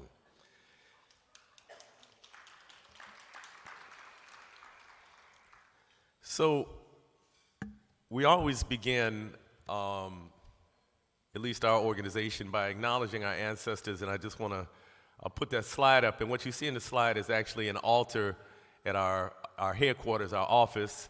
Some of you have been to the Detroit People's Food Co-op. I don't know if you've been upstairs on the second floor, but that's where Detroit Black Community Food Sovereignty Network is based. And the first thing you see when you go upstairs is you see an altar acknowledging our ancestors. And then we have two important ancestors on that slide, Brother Kadiri Senefara, who was the manager of D-Town Farm until he passed from lung cancer in 2018 at the age of 39, and our good sister Charity Hicks, one of the co-founders of Detroit Black Community Food Sovereignty Network, who passed in 2014. My good sister Dara Cooper, the founding executive director of the National Black Food and Justice Alliance, says that you only get correct answers if we ask correct questions. I therefore ask, as we seek through urban agriculture to address some of the disparities in food access, why is there such injustice and inequity in the current American food system? Addressing that question will inevitably lead us past symptoms in search of root causes.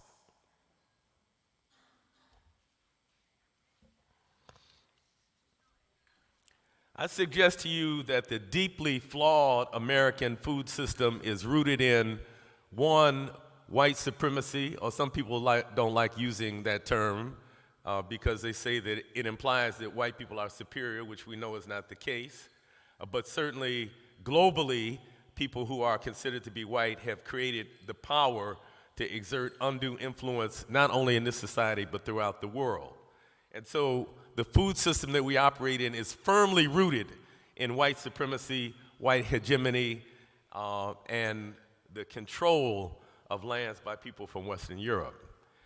It's firmly rooted in settler colonialism and genocide. We can never forget, as we're thinking about the issues of land in this society, that the entire society was built on the land inhabited by the indigenous people of what we now call the Americas, and they were dispossessed of their land through violence, through trickery, through disease, and various other tactics. We can never forget that the current food system is rooted in the enslavement of Africans. In fact, not only is the current food system rooted in the enslavement of Africans, but the wealth of the entire Western world is rooted in the enslavement and the forced labor of Africans. The current food system is rooted in the concentration of land ownership in the hands of a few, and because it works hand in hand with the system of white supremacy, those few who the land is concentrated in the hands of are inevitably white and male. The drive for global capitalism for maximum profits has distorted the food system and continues to shape it to this day. So having said that, they asked me to talk about kind of where we have been and where we're going. So I actually call this talk Sankofa, a look back to move forward. Sankofa is a term and a symbol from the Akan peoples of Ghana that is often depicted by a bird. In fact, let me go back so you all can see that slide. So you see two versions of the Sankofa bird on that slide. It's often depicted as a bird picking a stone or an egg up off of its back while it's moving forward. So it's turning around to retrieve something as it's moving forward. And so that's what this talk is about, looking at where we've been, but also looking at where we've been as a way to move forward. So these are some of my favorite folks in this picture. Brother Kashan Meyer, who runs Habasha in Atlanta. Sister ATL in the house. And y'all feel free throughout my talk to shout out if I say something that moves you, or if I name a place that you know about, or you see somebody that you know. On the top right is Sister Erica Allen, Urban Growers in Chicago. On the bottom right is my good brother Duran Chavis from Richmond, Virginia. Is Duran in the house? He was here yesterday. He's not here now. In the middle, we have Sister Carla Bristol and the St. Petersburg Youth Farm in St. Petersburg, Florida. And then next to her, we have the mighty, mighty, mighty Leah Penniman, the Soul Fire Farm in New York. So the urban agriculture movement has played an important role in the larger movement for food security and food justice for the last 25 years. Part of what I'm going to do today is I want us to see our work within a larger context. And one of those larger contexts is the urban agriculture movement is a component of the larger movement for food justice, food security, and food sovereignty.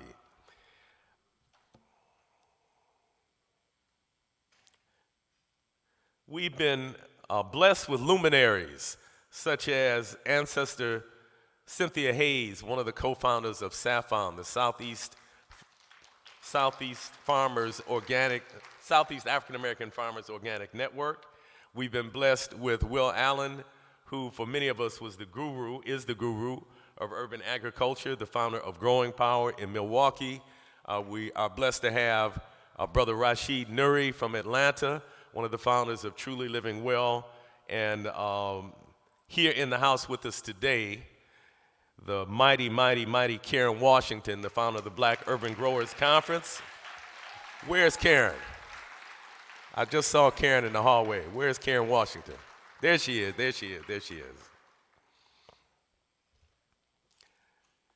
You know, when Karen's in the audience, I have to be very careful what I say, because if I don't get it right, she'll tell me afterwards. So urban agriculture proliferates in cities like Detroit, which, by the way, most of you I don't know, but those of you who know me know I am an unapologetic Detroit cheerleader. And so usually I talk about how Detroit is the blackest city in North America, which is true also. But today what I want to say is that Detroit is the capital of urban agriculture in the United States.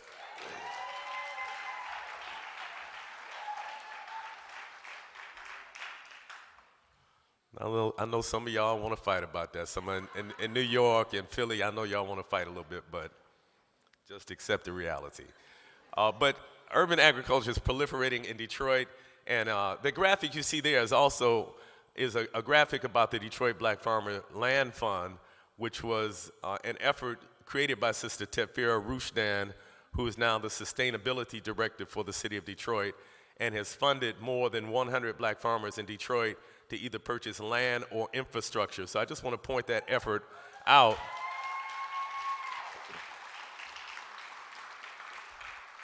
Because it's an effort that is worthy of reproduction. In fact, I see somebody in the house now with the Detroit Black Farmer Land Fund t-shirt. In fact, Angela, stand up so they can see your shirt.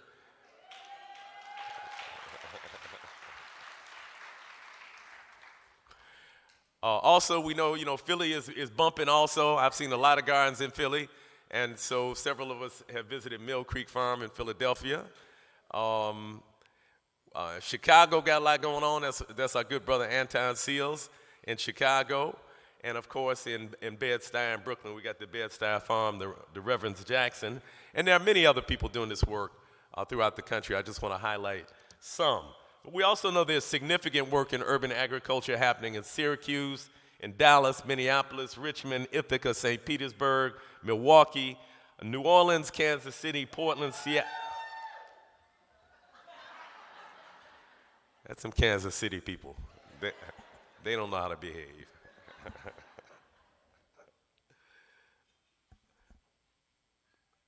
Portland, Seattle, Milwaukee, St. Louis, Boston, LA, Columbus, Denver, Oakland, and many other cities.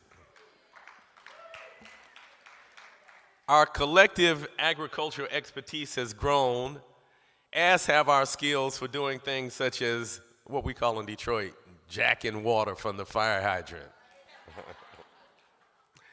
and trapping groundhogs.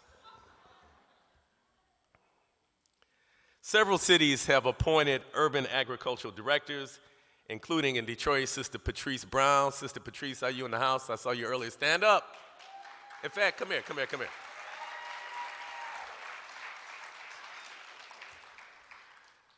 We want to give our sister all the love and support as she's stepping into this new position. So the way this worked, Sister Tefira Rushdan was appointed the first director of urban agriculture in Detroit last fall. And after being on the job for a few months, the city administration said, well, we want you to be director of sustainability. And so now urban agriculture is kind of you could say a subdivision of sustainability. And Patrice Brown is the associate director in charge of urban agriculture. So I think Tefira and Patrice shot some kind of move. They played some kind of thing on the city.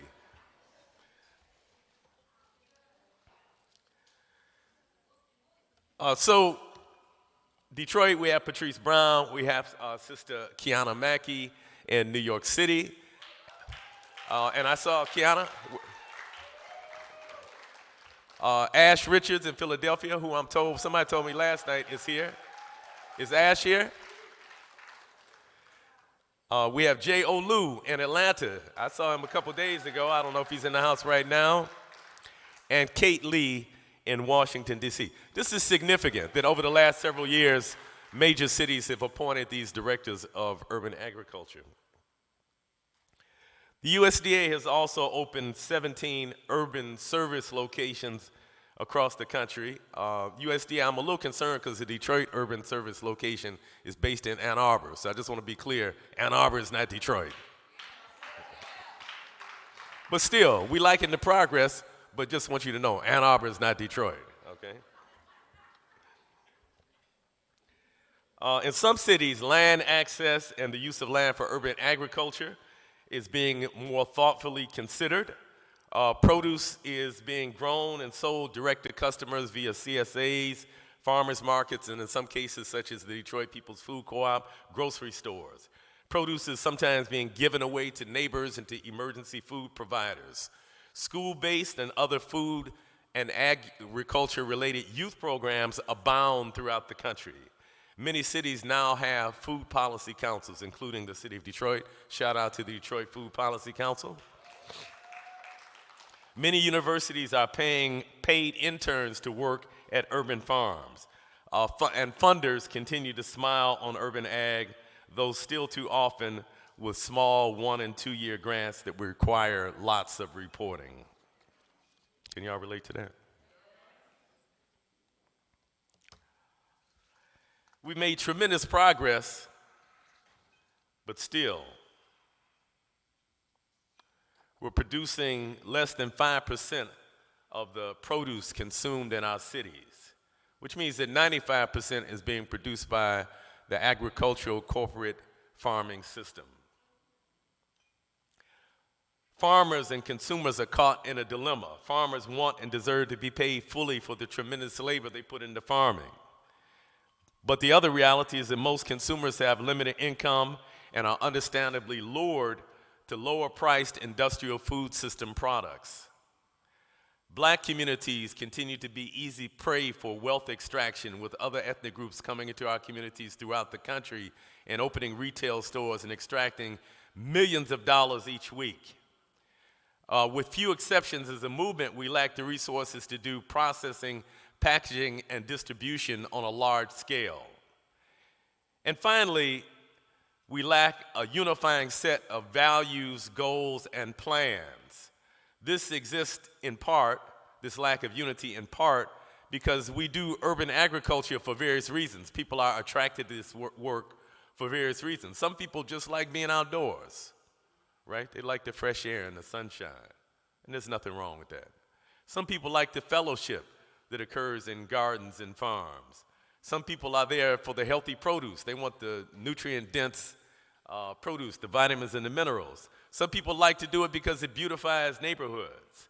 Some people do it because they're committed to self-reliance of communities. And some people do it because they're generational gardeners. Maybe they grew up in the South gardening or farming as children, and now that they're in places like Detroit, they want to continue that legacy. Because we approach it from different angles, we have different values and different goals often. In order to have an effective movement to build food sovereignty, we have to begin to unify those values, goals, and plans. Toward developing that type of unity of purpose, I offer the following.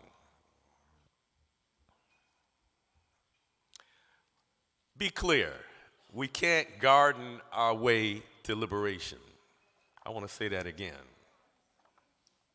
We cannot garden our way to liberation.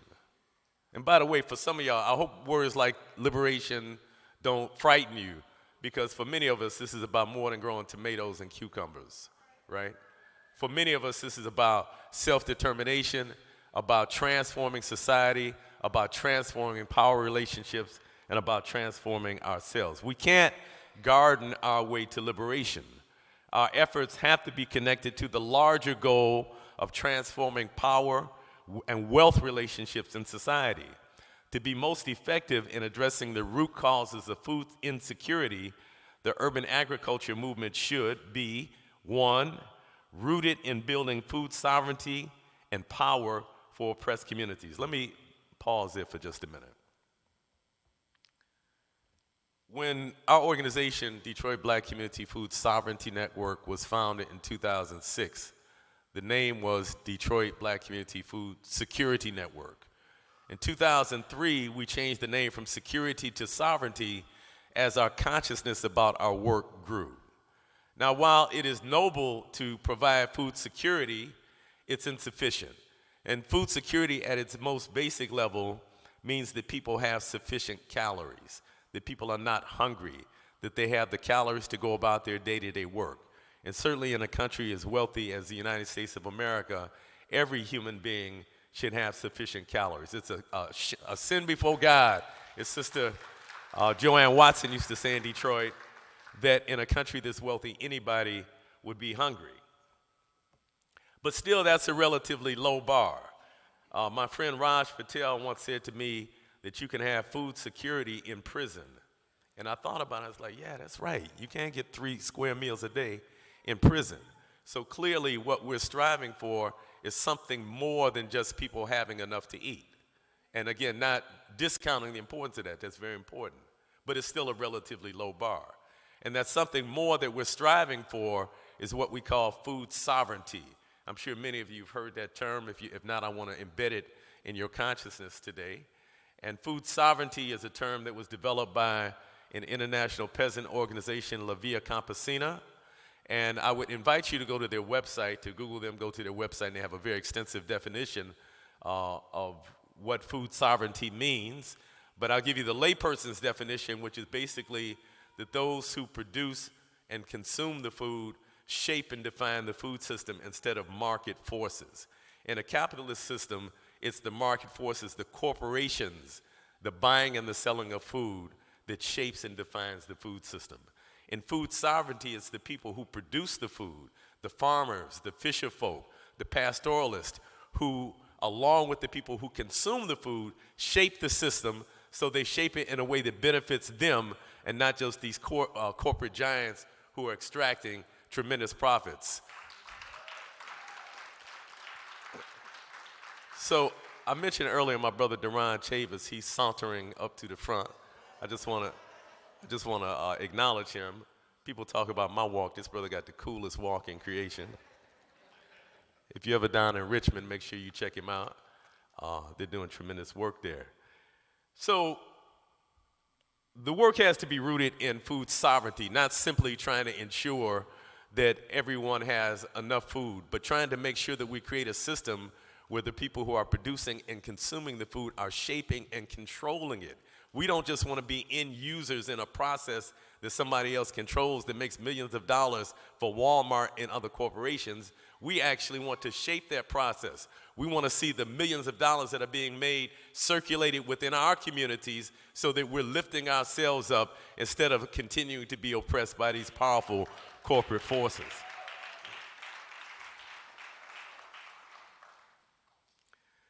Now, this is the part that will probably get me never invited to an event like this again.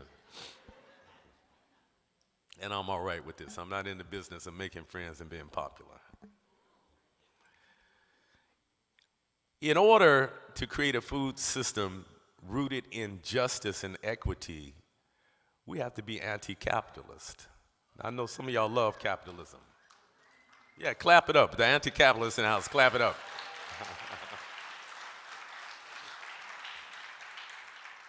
I know some people in this room love capitalism and think it's the best thing since sliced bread. But I'm here to tell you that built into the fabric of capitalism is, first of all, the notion that the earth is here for us to extract from, that the earth is simply the third stone from the sun, here for us to extract resources from in order to create wealth. Capitalism has built into it, as I mentioned earlier, the concentrated ownership of land in the hands of a few. We can't have a just and fair food system if the ownership of the land is in the hands of a few. In fact, really, I would challenge you to think about this whole concept of land ownership, and I would assert to you that the whole idea is a Eurocentric idea that is tied up in Eurocentric colonialism, European colonialism. If we look at traditional African societies, if we look at the societies of the indigenous peoples of what we now call the Americas, this concept of land ownership, where you so-called own the land and you can pass it on to usually your son, because these systems interact with patriarchy also and tend to keep wealth and power within people who identify as males. But in this system, so you can so-called own the land, pass it on to your son or your descendants, they can pass it on to their descendants in perpetuity. Now, the concept is really kind of crazy if you think about it. Who gives you authorization to sell part of the earth? Who do you go to get that authorization? Even more ridiculously, there's people who own islands, so-called own islands, or own lakes. Who do you go to get the authorization to own an island? This whole concept is ridiculous, but we bought into it because the Europeans who came here, who colonized what we now call America, came from formerly feudal societies where very rich people had enclosed the commons, then had brutes that if you didn't come and pay them some tribute, some tax, you would be put into debtor's prison. And so the colonists who came here to the so-called Western Hemisphere came with this idea that you can't, in fact, own the land, and they brought that and with them, and that's become embedded in American culture. I would suggest, as we're striving to create a more just and equitable food system, that we reconsider this whole concept of land ownership. Now, let me say this. It's kind of tricky because we kind of have to live in two worlds simultaneously. On one level, we know that in the long term, land ownership is a fallacy. But we also know that in the short term, if small-scale farmers don't have ownership of the land, you don't have any security. So we kind of have to find a way to navigate both of those realities. But I would suggest to you that even goals that are far off, if we don't envision those goals and if we don't articulate those goals, then we certainly won't move towards them. And so one of the goals I want to articulate with you today is reconsidering this whole idea of land ownership. There are many other reasons that capitalism is a flawed system and does not work well for the majority of people in the United States or the majority of people in the world. And I think that human beings are smart enough that we can create something that does not yet exist. And I don't think we're stuck between, two models, between the kind of rampant American capitalism that we see that would even embarrass Adam Smith and the Soviet-style state economy. We're not stuck between those two poles. We're intelligent enough that there's a spectrum. There's various ways that we can organize society so that wealth is more evenly distributed and so that people have greater access to land and so that we don't have such great inequality between the haves and the have-nots. We can do this, but the first thing is we have to have the desire to do it. Part of what drives that desire is that we have to recognize each other as human beings. There's been a big problem in this society, particularly with the recognition of black people as human beings and indigenous people and other people of color. And so the question of human rights is also tied to the question of who is really human. And so as we're striving to create a more just and equitable food system, we have to start with acknowledging the rights of every human being. So anyway, I would invite you to consider becoming an anti-capitalist if you are not already, and to consider how we can be pro-cooperative economics and how we can begin to create economic systems, even if on microcosmic levels in our city, which begin to circulate wealth and create collective ownership instead of continuing the same exploitive paradigm. In order to be effective in addressing the inequality in the food system, we have to be aligned with other liberatory movements that are seeking to shift power and resources locally, nationally, and globally.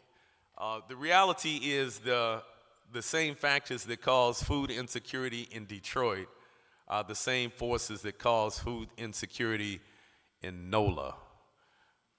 The factors that cause food insecurity in Richmond, Virginia, are the same factors that cause food insecurity in Johannesburg, South Africa.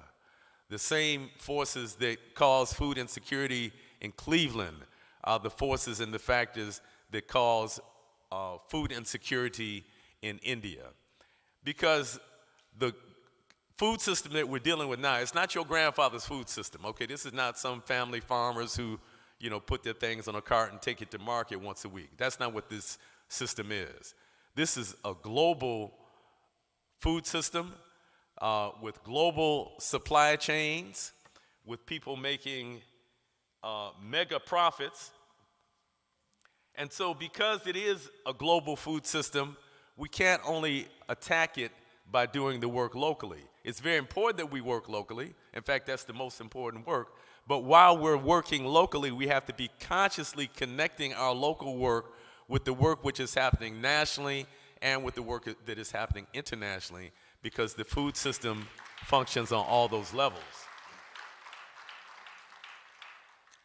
So I mentioned earlier La Via Campesina, but there are many other organizations throughout the world that are fighting to create more just, equitable food systems, and often are creating models that we can replicate in whole or in part in our work.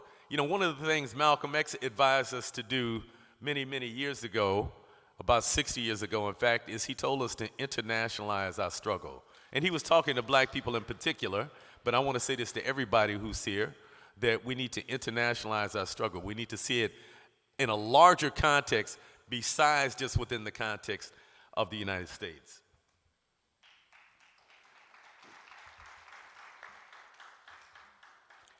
Of course, this study, the understanding of what these international movements are doing requires us to study both the movements that exist today and those that existed in the past. This also requires, to be effective, that our thinking, speaking, and actions are not restrained by the fear of not getting a grant or of not winning friends and being popular with the rich and powerful. Kwame Nkrumah, the first president of independent Ghana, said the secret of life is to have no fear. And I would suggest to you that one of the reasons that we have not made more advancement in our struggle for freedom is because of fear. And often that fear looks like, oh man, if I call out them racists in Richmond, like Duran does every day, I might not get this grant, right? And so then we kind of button our lip a little bit, and we see some stuff go down that we know is some nonsense, but we don't say anything about it because we figure if we say something, then the grantor won't like us and we won't get the grant, right? So we get bought off cheaply often. Y'all with me, by the way? Let me just pause. I sometimes need to pause and make sure that the room is with me. Y'all with me? Okay. So, and if I say something you don't agree with, you can feel free to shout out. You can say that too, I can take it. We often find that within organizations, especially larger organizations, that people see things going down that they know are incorrect. They see policies implemented that they know are not working in the best interest of people, but they don't say anything because they're afraid they might lose their job. So I want to suggest to you, we're grown men and women, first of all, right? And, at some point in life, you got to decide, who are you? What is the fiber that makes you? And you got to stand firmly within that. And so I just want to encourage you to kind of remove the fear that you have of losing something, of not being chosen for something. And in fact, I often tell people that we'll be free when our love of God, if you want to use that term, overpowers our fear of our oppressors, right? Because right now, although we often talk about, and black folks in particular, we talk about God a lot, right? You see the award show, most of the time, black folks get up there and they thank God. I mean, this is part of black culture. But if we really have faith in God, and I'm not on no religious thing, I'm not going down a religious tangent. I'm not religious at all, frankly. But if we really believe in God, right, then we would understand that the Almighty created universe is more powerful than these forces that seek to oppress us. And so what are we really doing? If we fear, right, the oppressive system more than we love and have confidence in what our ancients call truth, balance, order, reciprocity, all of those principles that give order to the universe, if we have more faith in the power of the oppressor, what are we really doing? So part of what we have to do to win this struggle is we have to realign ourselves, and we have to root ourselves firmly in the principles that we stand on, and we have to stand on those regardless of principle. Now, what I found is this. You know, I'm out here bashing white supremacy on the daily. You know, this is what I do. And what I found at first, you know, because I was speaking to all black audiences for many years. I mean, my work is in the black community. And then when I started doing this food work, you know, majority white organizations started inviting me out to speak in places. And a couple things I found out. One, black audiences like to be hyped up. You know what I'm saying? They like that energy. But I found with white audiences, if I brought too much energy, they'd be like scared.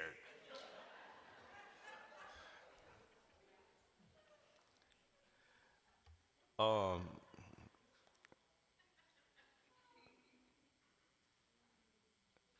leave it at that. I'm gonna keep it moving. So we need to be unrestrained by fear is the point.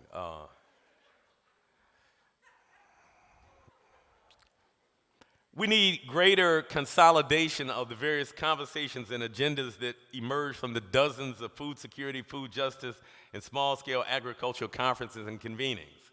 Now, I don't know if y'all know this, but you could go to an ag conference every month if you wanted to. And maybe some of y'all do that. Some people, I think that's all they do. They just go from conference to conference. I've never actually seen them with a shovel, but I mean, there's a lot of conferences, right? And there's a lot of different sections. So a lot of philanthropists have gatherings where they have their grantees come together who are doing food-related work, right? This, you know, is sponsored by the USDA and various other folks. You know, they kind of brought their circle together. We have this gathering today. There's various universities that have conferences. We got the Mighty Bugs Conference. We got all kinds of conferences going on. And what I found is that I might go to this conference today and I hear all kind of stimulating discussion, and people say, yeah, we need to do A, B, and C. And then next month I go to another conference, a whole other set of people, and they say, oh, yeah, we need to do A, B, and C. I'm like, wait a minute, I heard that before. But the two never meet, right? It's kind of like churches in the black community where, and I'm not bashing, I just want to be clear, because sometimes people get sensitive, right? I'm not disrespecting nobody's religion. But I just say in my neighborhood, for those who are from Detroit, I might know about Puritan Avenue. Any Detroiters in the house? All right, represent. So on Puritan Avenue, between Linwood, which is near where I live, and Schaefer, there's about 11 dozen churches. For real. Storefront church after storefront church after storefront church. They all claim they Christian. They all believe the same thing, basically. I mean, you know, some might baptize different or whatever. But essentially, they say they all believe the same thing, right? But every pastor want to be the king of the hill. So they got to have their own church, right? And so we got 11 million. Y'all know how many that is? 11 million. We got 11 million churches, right? But then our community is still suffering. And so similarly with all of these conferences, we got 11 conferences and agendas and gatherings and convenings and all these little circles talking about what we should do and talking about good stuff. But how do we pull all of this together so that we're not duplicating and replicating and that we're moving forward in a cohesive way?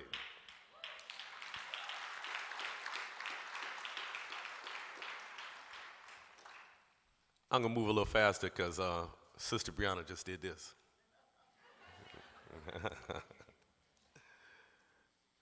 We need more local and regional cooperation. For this to occur, farmers must have a vision that is bigger than the success of their individual farms. Part of what we've been, I guess, taught to believe is this idea of the individual farmer. You know, and we've seen pictures of the family farm and the red barn and, you know, the children harvesting and all of this. And so that's kind of often the notion we have. And that's nothing wrong with that. I'm not knocking that. But that's not the only way to do farming. There's also ways we can do it collectively, right? And so I just want to suggest that we look at some of those options also in terms of how we farm collectively and how we build more regional and local cooperation. Number 6, our mighty ancestor Kwame Ture, formerly known as Stokely Carmichael, told us often, organize, organize, organize. We can't effectively fight highly entrenched systems of inequity as individuals. We have to have the organizational capacity to hold our work and to move it forward. We can't also effectively, for those of you who, some of us, let me say this, let me back up a second and say there's essentially kind of 2 pillars within our movement.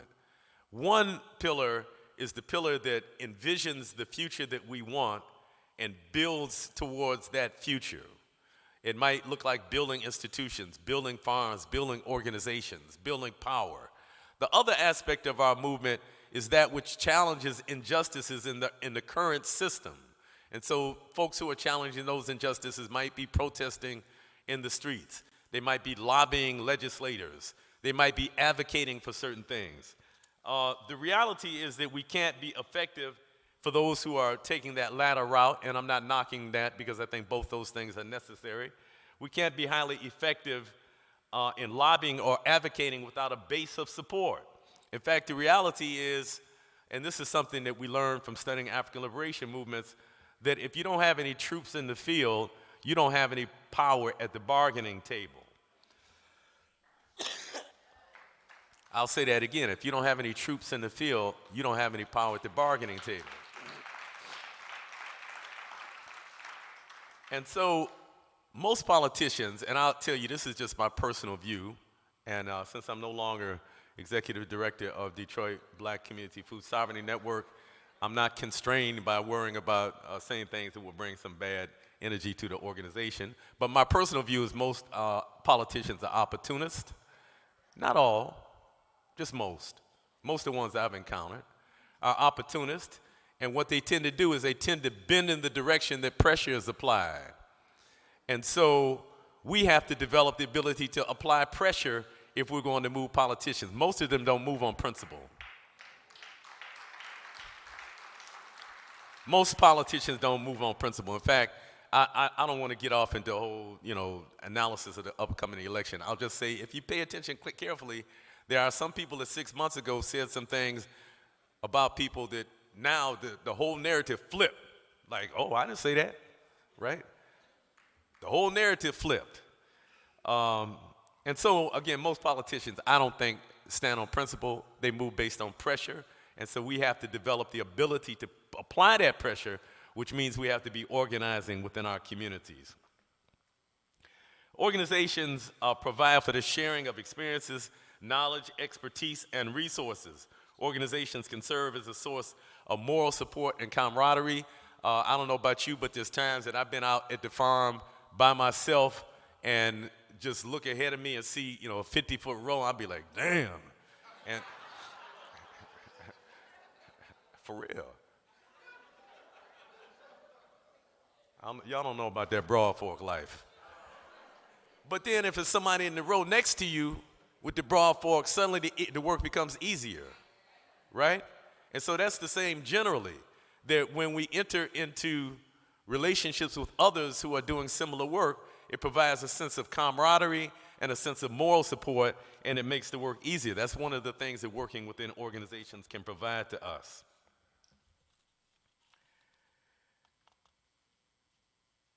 Of course,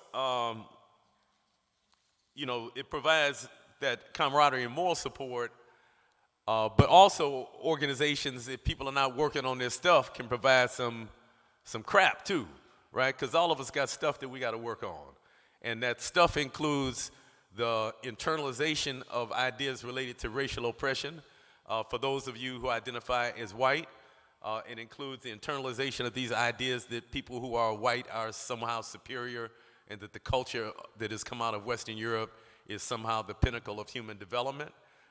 This is a deep sickness that people have to root out of themselves because it's embedded in the culture. And we've seen messages since birth that suggest this to us. If we're black folks or other people of color, we have to combat the internalization of these ideas that we are somehow inferior, that we are somehow not capable of defining our own destiny.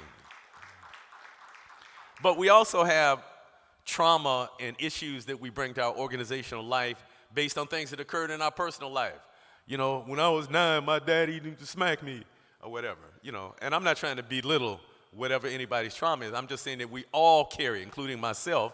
And if we're not working on that, while organizations can be a great source of moral support and camaraderie, they can also be a source of great frustration if we have people in our circle who are not doing the internal work to heal from their own internalized oppression.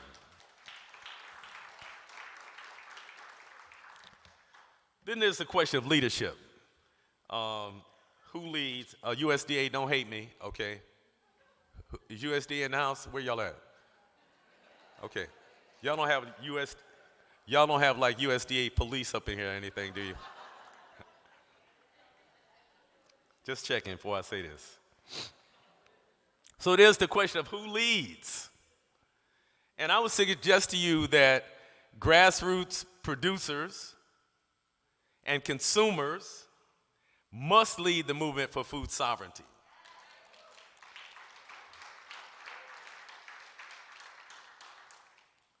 Okay, Duran, you got my back. Okay, I just want to make sure. Okay. Although they can participate and support it, the movement for food sovereignty must not be led by the USDA.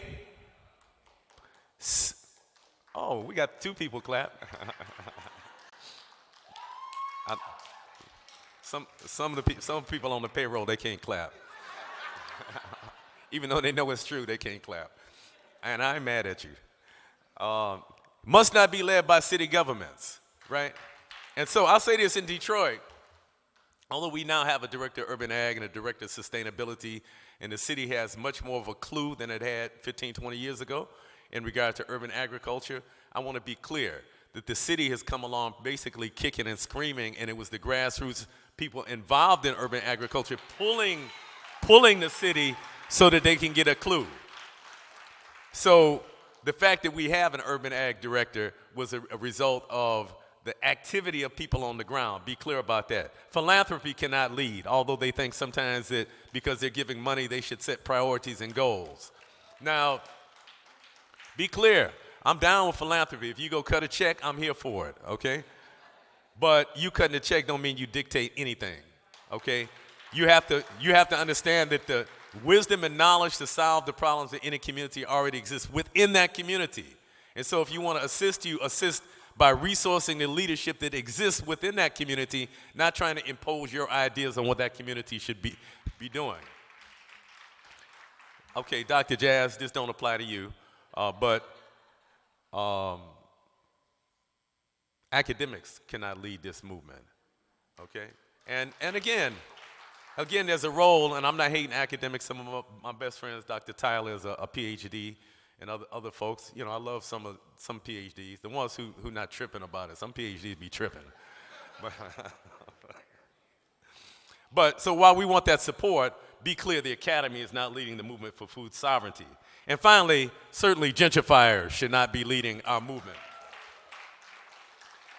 And we have to be very careful because sometimes when we talk about urban agriculture, it's actually, it can actually manifest as gentrification, right?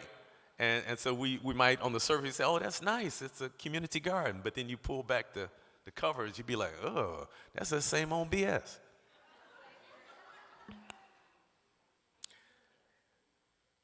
There's also the question of who are we so-called leading? So I mentioned earlier it's very important that we build a base and that we are engaged in ongoing community engagement and political education.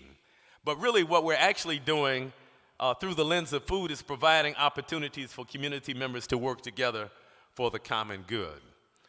We can't garden our way to liberation, as I said earlier. We can, however, develop an orientation towards self-reliance and health in our communities. We can build intergenerational networks of cooperation. We can incorporate the study of liberatory politics into our work. We can develop small-scale, non-extractive, circular, self-determining food economies. We can provide models of opportunity for our community members to reconnect with the earth as a healing modality, and we can advance collective awareness and popular support for sustainable, regenerative, and as my brother Kashan Meyer says, reparative practices. The great revolutionary philosopher and activist Frantz Fanon said that each generation must, out of relative obscurity, discover its mission, fulfill it, or betray it. I would suggest to you that our mission is positioned squarely at the intersection, the crossroads. Y'all don't know about that. Y'all know about the crossroads? Y'all know about Robert Johnson? Your leg bound, you know about that? I would suggest that our mission is positioned squarely at the intersection, at the crossroads of environmental stewardship, human rights, food security, racial justice, land justice, economic equity, health, and well-being. We are positioned to make tremendous impact if we realize the import of our work and if we're able to build the kind of unity and cohesive movement that is necessary to move forward. I want to thank you for your time. If you'd like to get in touch with me, there's my email address. I'm also on Instagram. I'm on Facebook. If you want to contact the Detroit Black Community Food Sovereignty Network, you can contact us at our website. And also, I want to ask our co-executive director, Dr. Shakira Tyler, can you throw your hand up at least so they can see you, so they can come and holler at you? Please meet that sister. Please meet Dr. Tyler. She is co-executive director. She is formerly board president of Detroit Black Community Food Sovereignty Network. She's from Philly, but we claim her as a Detroiter now, so sorry, Philly.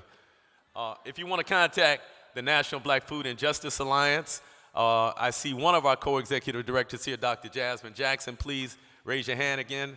Both these doctors got, these are baby-making doctors we got over here, boy. Please talk to Dr. Jazz about the tremendous work of the National Black Food and Justice Alliance. And I'll just end by saying the baton has been passed to us. Let's get busy. Thank you.